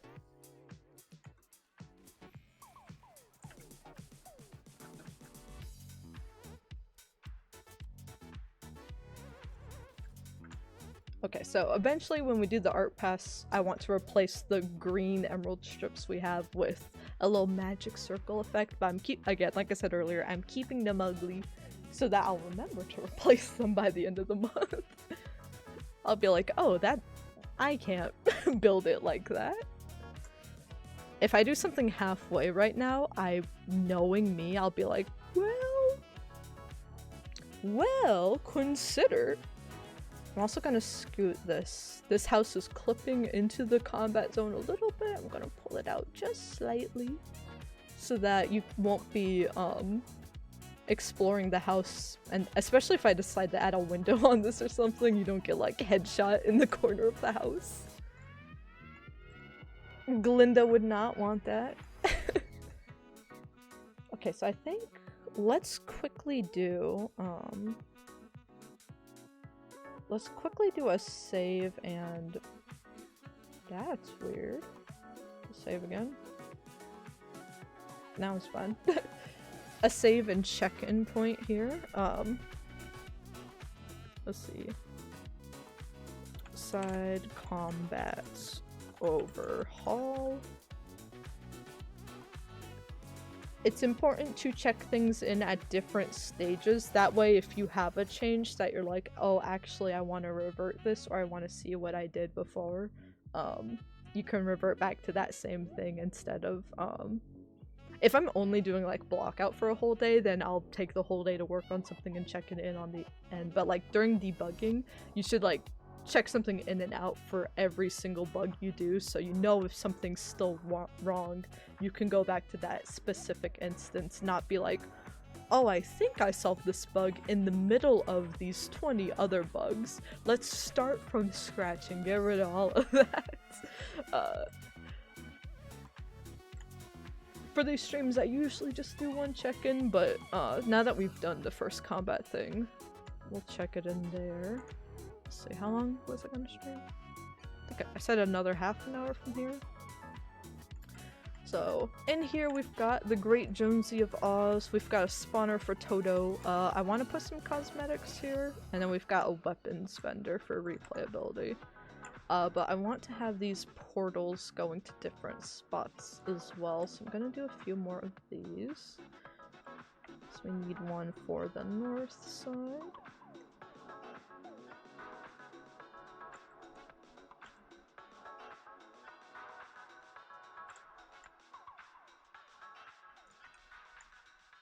I want to grab you! Where's the I just want the billboard! I want you! I want you! Please. I know it's not connected to- oh.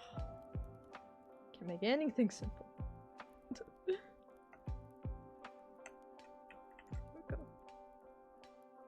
Oh, let's put that on. Let's put that on world position.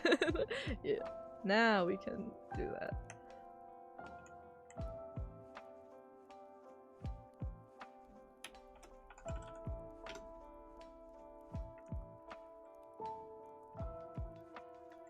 Yeah, I try to have that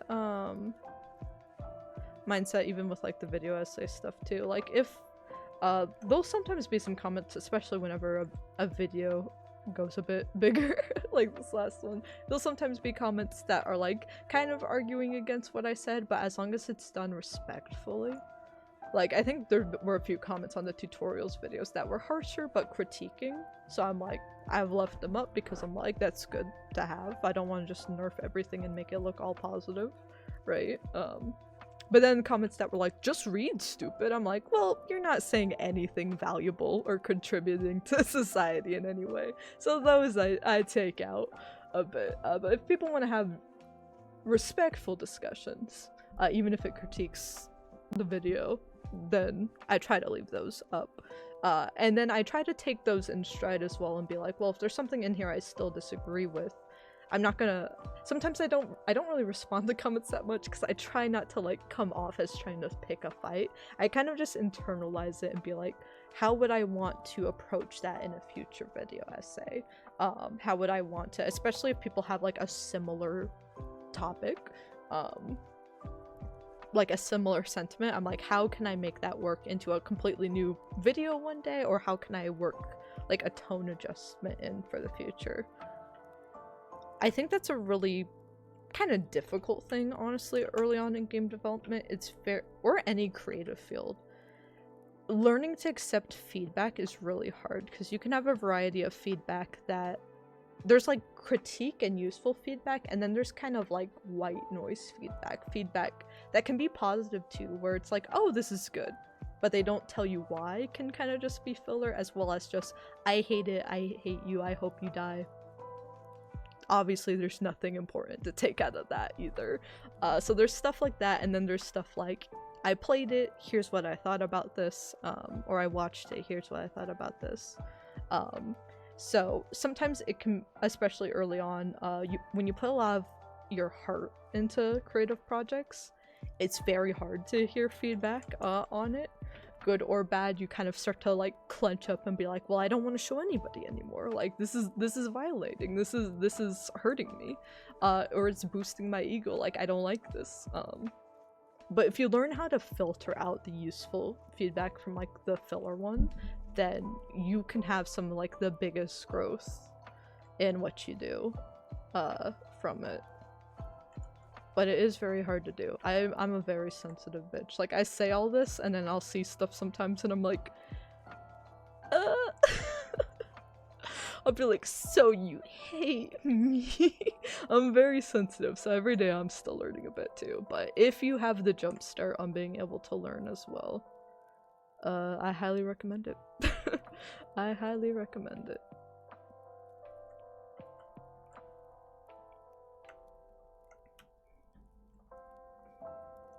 I think that's another reason I started streaming too, is I'm like, I'm a girl in the industry, right? I need to learn to deal with weirdos. I need to learn to deal with critique and have to analyze, is this a hateful critique because girl, or is this like genuinely really insightful critique that could change my life? Learning to like deal with that and having like being able to just talk.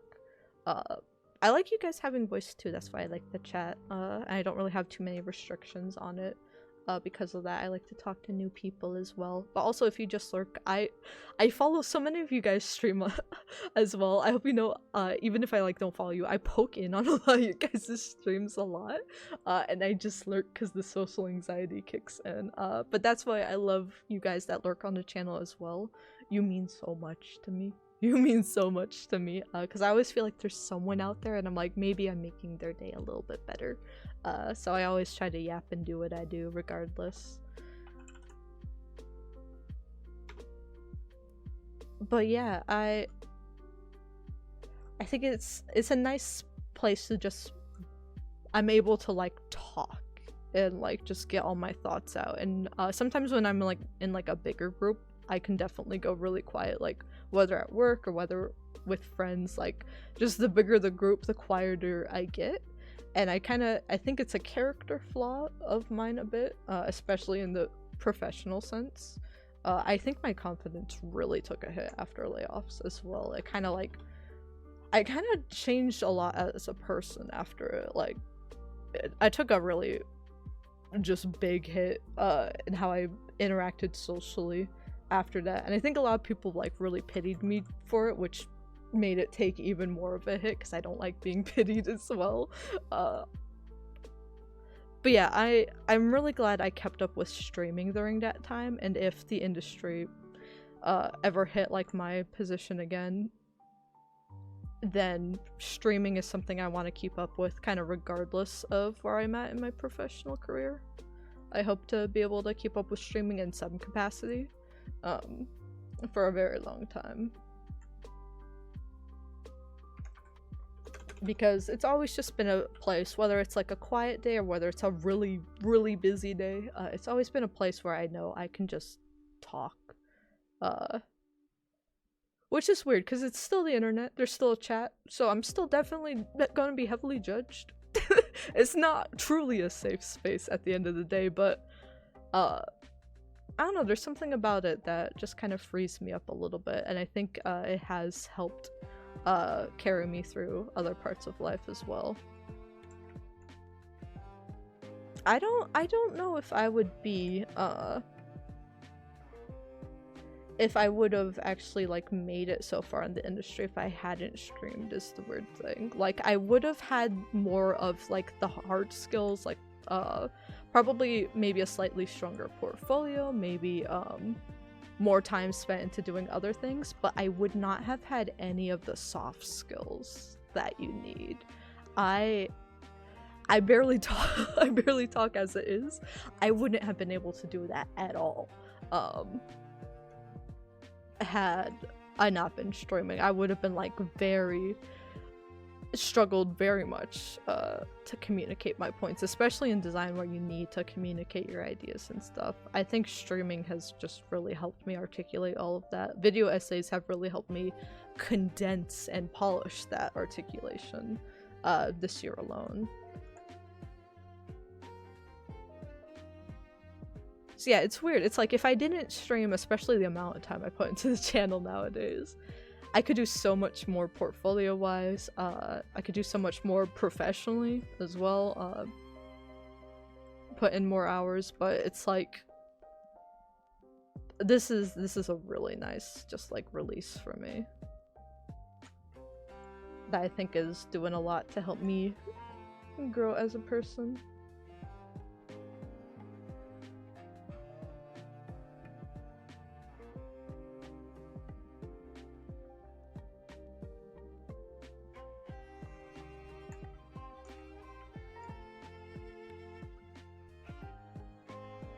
It's funny though, I'll be like, streaming's so emotional and so important to me, and then y'all will make me, for the charity streams, make me the most poisonous sandwich known to man. Or I'm playing through Elden Ring and trying not to have a meltdown every time I die to the same boss for like an hour. I'll be like, it's so relaxing, I really love it here.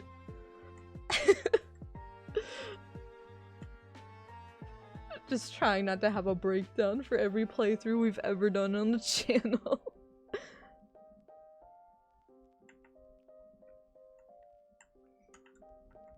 But I remember I wanted to do, couldn't even jump on a- that- I forgot about the wall final saga. The PTSD. I'm gonna see that in my dreams tonight, that one.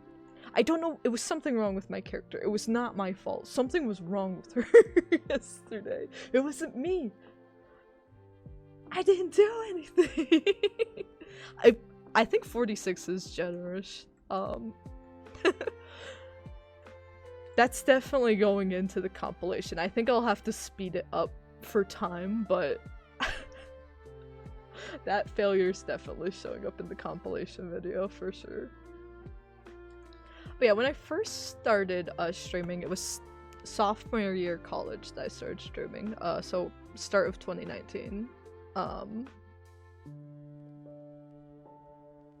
Wait, what did I do here? What letters am I using?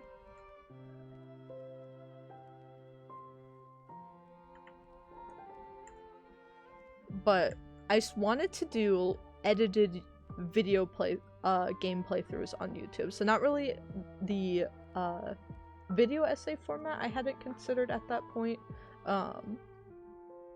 But I knew I did want to do some game dev stuff, and I did want to do variety content and playthroughs. So I was going to do video edited stuff because, you know, I watched a lot of stuff like Corey Kenshin, Jacksepticeye, PewDiePie, Markiplier, you know, that big three. And I had been interested, I wanted to make stuff a little more edited as well. I was torn between doing full playthroughs or like edited videos about playthroughs, like something like Peanut Butter Gamer or Brutal Moose would do as well. I loved watching them. I still do, like, love watching these people, right? So I was but it was definitely, you watch a lot of YouTube. 2019, college, like rotting in your dorm room, you watch a lot of YouTube playthroughs. So I really wanted to do that, but I tried to edit my first like the whole fall semester, like fall 2018. I spent a whole semester recording videos and like trying to edit it together, and I could not stand the sound of my voice, and I was like very nervous. I would go like quiet at certain times, and I stumble out. Blah! I just did it. I stumble over my words all the time, but I'd stumble and then go quiet. I like stare at the ground and stop playing and then resume, and then I was editing and I'm like, I have to edit that out, I have to edit that out. Like, I didn't know what things to edit out and what things to leave in, and it became really overwhelming, and I never even got a first pass of a video done. I was doing a video editing job at the time, so it wasn't that I didn't know how to. I was doing it daily, but I couldn't do it for myself at the time, which is why it took me so long to do video essays and compilations, because part of me, as much as I love video editing, I was like, I don't know if I can do it for myself, because there's a certain thing that just seeps in and stuff. So when I started streaming, it was just directly off of my PS4, which is, I think, a good way to start streaming is I had a mic already, and I had like the PlayStation camera already, so I just did it directly off of there, and I'm like, if I can keep up with this for like the rest of the semester, I will buy a setup to do streaming off of my PC in the summer. So I kept up with it for 6 months, and then I got more of the setup, and then I've kept up with it and updated all my equipment over time to where we are now. But I definitely was like, I need to make sure I can do this before I buy everything, because I kind of bought a bunch of stuff for the YouTube stuff that I never ended up using. So I was like, let me give this one more try with streaming and see if I can just talk on air on the fly. And it just felt like I wasn't great at it. I actually have a VOD I think originally I wanted to upload my VODs to YouTube, and I chickened out of it, but I do have one Kingdom Hearts 3 VOD from 2019, from like the first month I was streaming. I do have 2019 month 1 Emily on a VOD that's privated on the same YouTube channel I'm using for video essays today. Yeah, you've been around for most of it, Final Saga. You've been here for a minute. Anyone that's been here since even last semester of college, y'all have been here for a minute, if you remember the college days. If you haven't taken your vitamins today, just make sure to do that. It's been a while, but I'm so grateful. I'm so grateful. But yeah, it definitely felt like a natural click, and it was something I couldn't do with like the edited format. And then I started editing compilations a few years ago. I think after college, I'm like, okay, I can start doing like the yearly compilations to get back into video editing. And yeah, it was my boyfriend that convinced me to do the video essay stuff. It was part of like my New Year's resolutions for the channel. I was really thinking about it at the end of last year, and I'm like, well, I genuinely want to vomit whenever I edit my voice, so it would be very hard for me to do. But I was starting to like have a craving, cause yeah, this was when I had only been re-employed for a few months. So during layoffs and unemployment, I was really thinking about like, do I want to do more YouTube content? I was already uploading the VODs, or I hadn't yet, but I was thinking about uploading the VODs. That was already in the cards. So yeah, my partner really helped convince me to at least like give it a go. So that's when I'm like, okay, I'll do video essays for a year and see how I feel. I can already say I think video essays are going to continue on the monthly basis for past a year until I get sick of them, which hopefully won't be for a while. I have a lot of things, a lot of really weird niche topics that I could write video essays about. I could write a video essay on like why the shopping mall in all the Bratz games is somewhere where I would want to raise children. I could write a video essay. I have plans to one day write a video essay on why the cheaper DS version of Disney's Bolt is way better than the PS3 version, and I'll die on that hill. Like, I have all these topics that I could write about. But yeah, that first video essay, the tutorials one, which is currently my most viewed video, this new essay might overtake it though, I think, in the long run. But the tutorials video took a month and a half to make. Most video essays take under a month for me now, like 3 weeks total. And if I crunch them, I can do them in 1 week even. But that first one took like well over a month because I kept on. You want to see the VOD? I might make that a possibility one day. I mean, y'all are here. Do I bring up... Let me test these portals. Also, I need to put like little doors by them.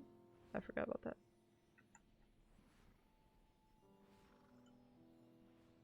Or I might just make the portals visible for now. Let me do that real quick. But... oh yeah, that first video essay took me so long to do because I recorded it and that was hard enough for me to do. Like, there were so many times I had to pause and cut out me just like sobbing, literally sobbing or screaming and cursing, and then followed up by and why I think these tutorials are bad. And like, you know, in my video essay voice for y'all that watch those, there's so many times that I sound like a Reddit user. I'm just like spouting gibberish, screaming, crying into the mic violently. I said so many hateful things about myself, and then calmly putting on like my phone voice. And it took me so long to then have to edit all of that out and then listen to the remaining stuff and edit the audio. I'm still learning to adjust the audio. I think I'm happy with the current adjustment pass I'm doing for like this and the last video.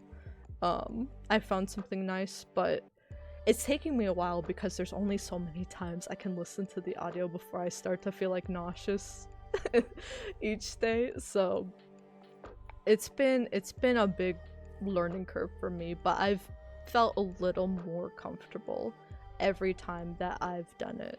And it's become a little easier to do. So that's why I've been keeping at it as well.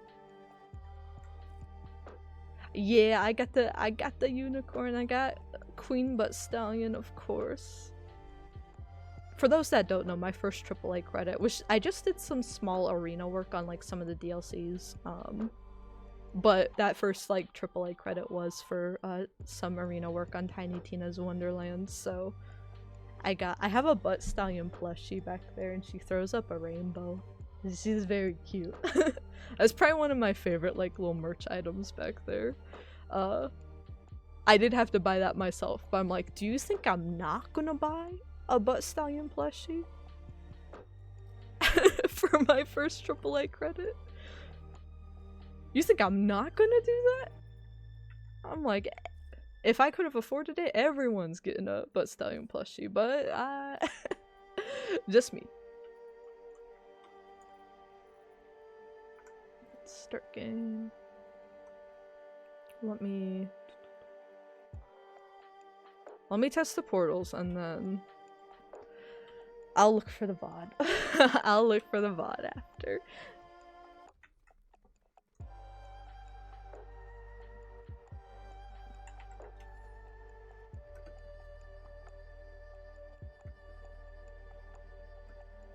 But yeah, it's weird. It's like, it's been like 6.5 years of streaming. I mean, we're still not a huge channel, we're not like partner or anything, but I feel like we do have a low community here. I think when I moved out of my parents' place and was able to start like streaming more during like or actually I made the switch to mornings when my partner moved in, because like the evenings just kind of like, I started getting burnt out when I got rehired. I started getting burnt out during the evenings more, and then I was either burnt out or I'm like, well, I want to do things with like friends or something, or I want to hang out with my boyfriend. It was like I was canceling evening streams all the time. Even though I'm not a morning person, waking up for the morning streams, I've kept up with them fairly well this year. Not perfect track record, but a lot better than before. So, that's been a really happy change. Okay, this said north. I'm in the north. Perfect. Perfect, perfect.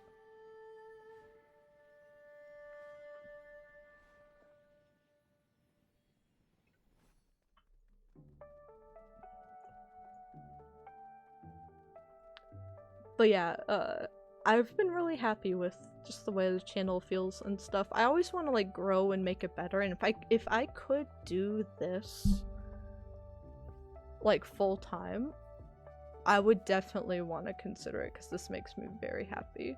But at the same time, I'm really content with, if the channel feels like this the rest of my life, I'd be very, very happy. It brings me a lot of joy to just pop on and do this a few times during the week, and then be able to do our variety, like longer gameplays during the weekends.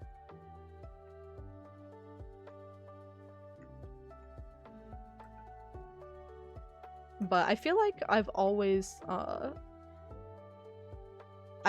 like grown personally and like been able to update the way I do streaming stuff every year. I don't know how the numbers reflect for that. I feel like they reflect very positively now. But I've definitely been able to like notice trends in like what I like to do and how I like to do them.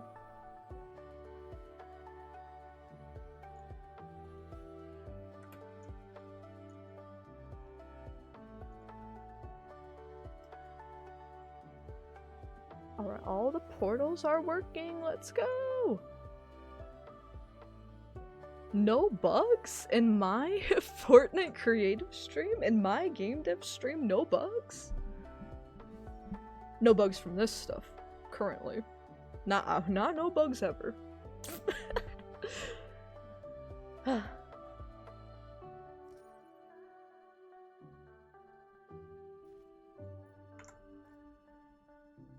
Let's go ahead and check that stuff in now. Say portal updates.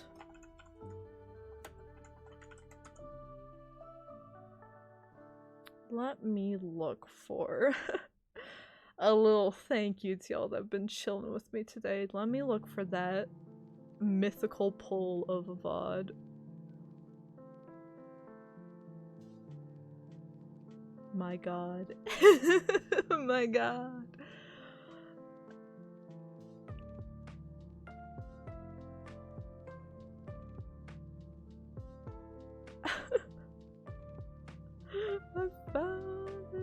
I found it. It's a 7-hour video. I think this is my first, not my first playthrough of Kingdom Hearts 3. I did cave and like play through all of it pretty early on.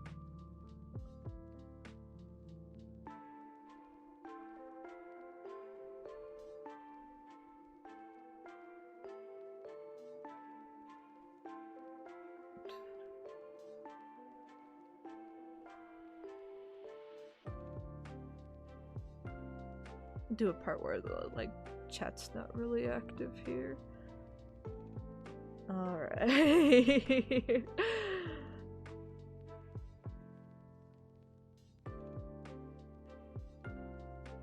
I'm not. Do I even want to play the? I don't know what I'm saying. I don't know what I'm saying. Do I? Enough to the point I feel comfortable at, and I can lower the game volume one more time. But that's about. I don't want it to be too quiet either, so. Oh my god. This anxious bitch, what are you doing? Like I didn't. She's having audio problems. We had audio problems at the start of this stream. I just did this today. Oh my gosh. There's no meat on my bones. It's like all or nothing. There is no meat on my bones, if you guys man. Are shy, that's okay too. I won't. I had a bad. I had a very bad habit of. And I don't do this anymore because I've been in situations where I'm lurking and I hate when it happens to me, so I don't know why I would do this my first month of streaming. But I definitely had the habit of, it's why I have the viewer count hidden now, so it doesn't, that was a big confidence changer for me, was hiding the viewer count so it wasn't constantly in the back of my mind. I want to talk to you guys, whether the chat's active, whether it's not, whether there's 0 people here or whether there's like 30. I want to talk to you guys the same way, right? I was very bad about that the first couple years I started streaming. Actually, I think it took me a while to hide the viewer count. But yeah, so if I saw that number go up, I'd be like, hello, hi, you don't have to say anything, but if you want to talk to me, how are you? Do you want to say anything? Do you want to say anything? I was really bad about that. I'm so sorry. I'm so sorry. I'm gonna let this cutscene roll around one more time, and we'll see if it's working. If I let this cutscene play, I'm probably gonna get copyright struck. Wait a minute. Scroll through there a little bit. No one look. No one look. Don't look. Actually, this isn't a spoiler, thank goodness. Oh my gosh, it's really gonna... Don't look. Don't look. Don't look. I'm having so many technical what's wrong with me? Oh wait, I'm playing a different... Alright, now that that's done with... Oh, I'm just clearing my files. And then I'm on my phone for like trying to debug stuff. Oh my god. That's the whole video, man.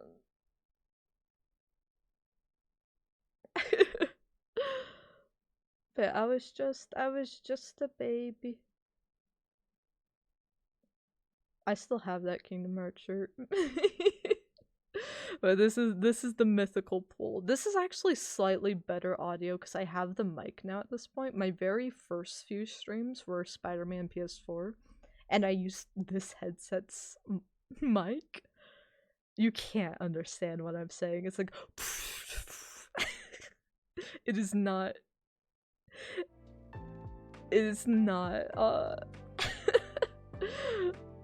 something that could be translated into English.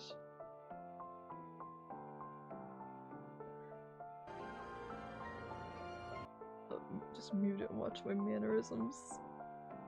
The cat lamp? Oh my gosh, I haven't charged cat lamp. I hope I can smack him. Cat lamp, speak to us. Oh, he's alive! He's alive! Thank you. He's alive.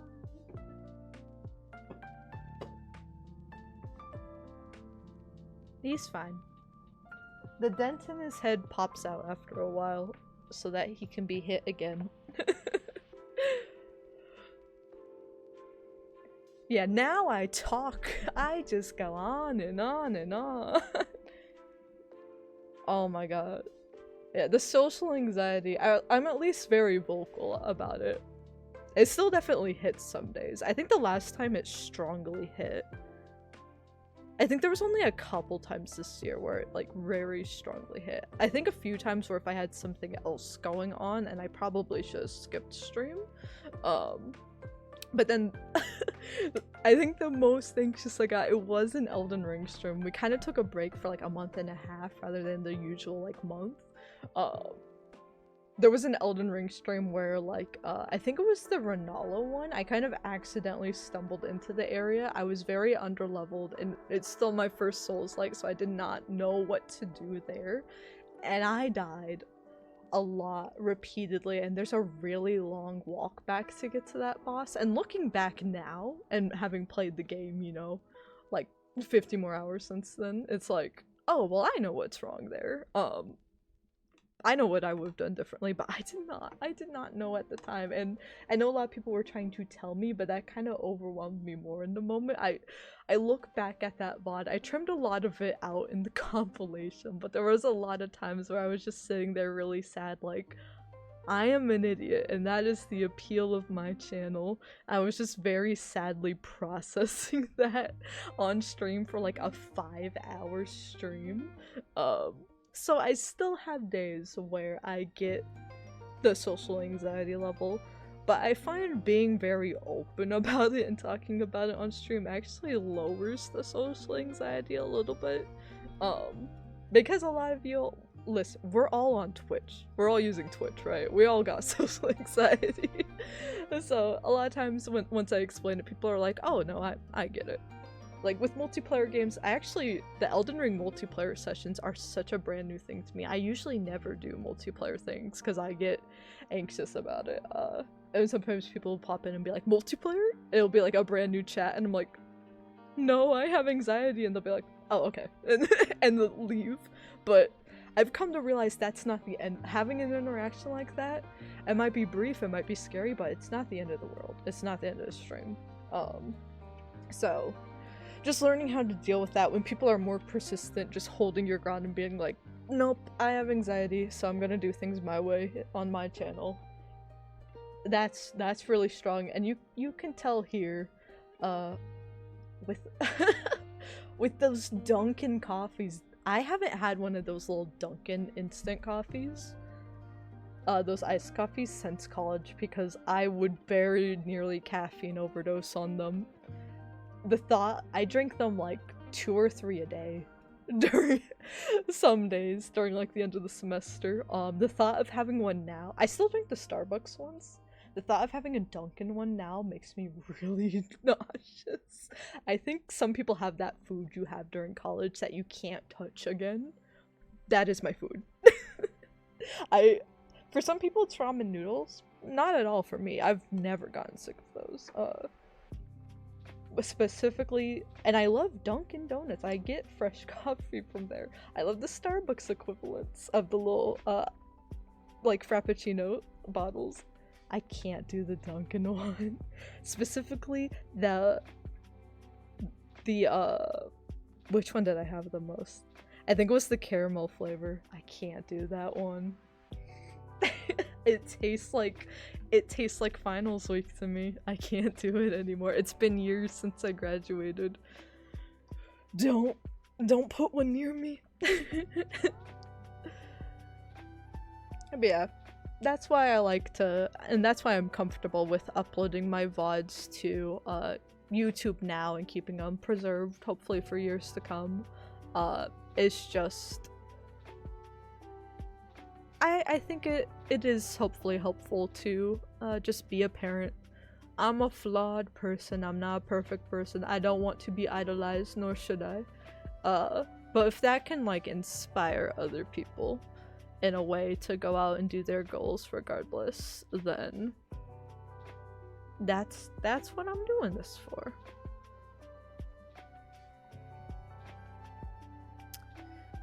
But yeah, I think with that being said, show me a perfect person, I'll show you a liar. Damn, that's fire! That's a bar!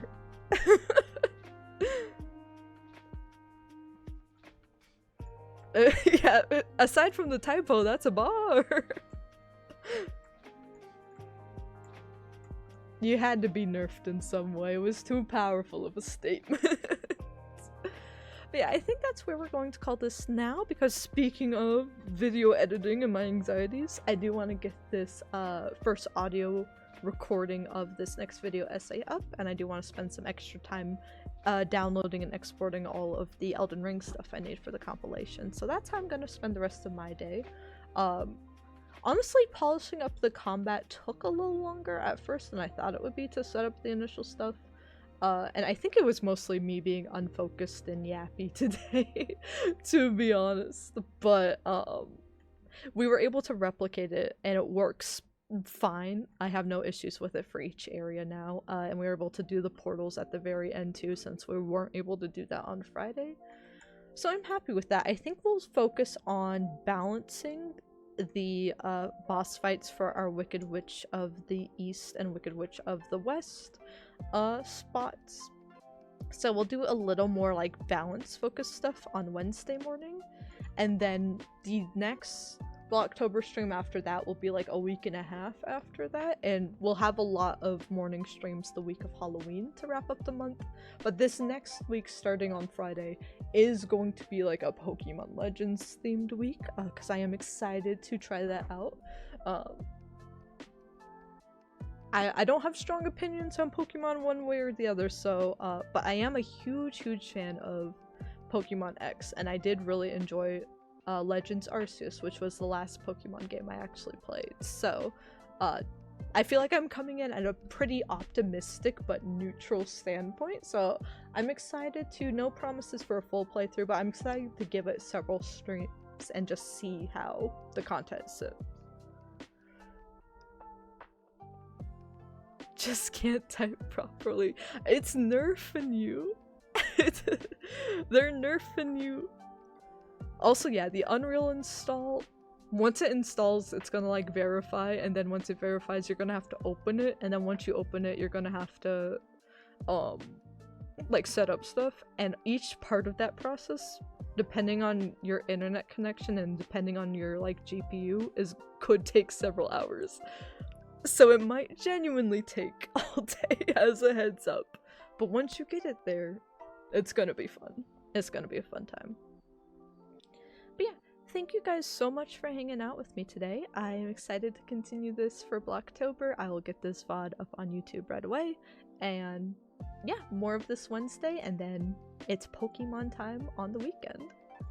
Just have to remember all the questions. Hey, absolutely. If you have any questions, I'm happy to answer them. And stuff. If you can't catch me live, then of course, if you want to like leave a comment on a YouTube VOD as well, I'm happy to answer them there as well, and give you whatever like pointers and help I can, because starting level design is scary. So I'll help you guys however I can. But I hope you guys have a great start to your week. It's the end of the weekend for me, but it's the start of the week for many people.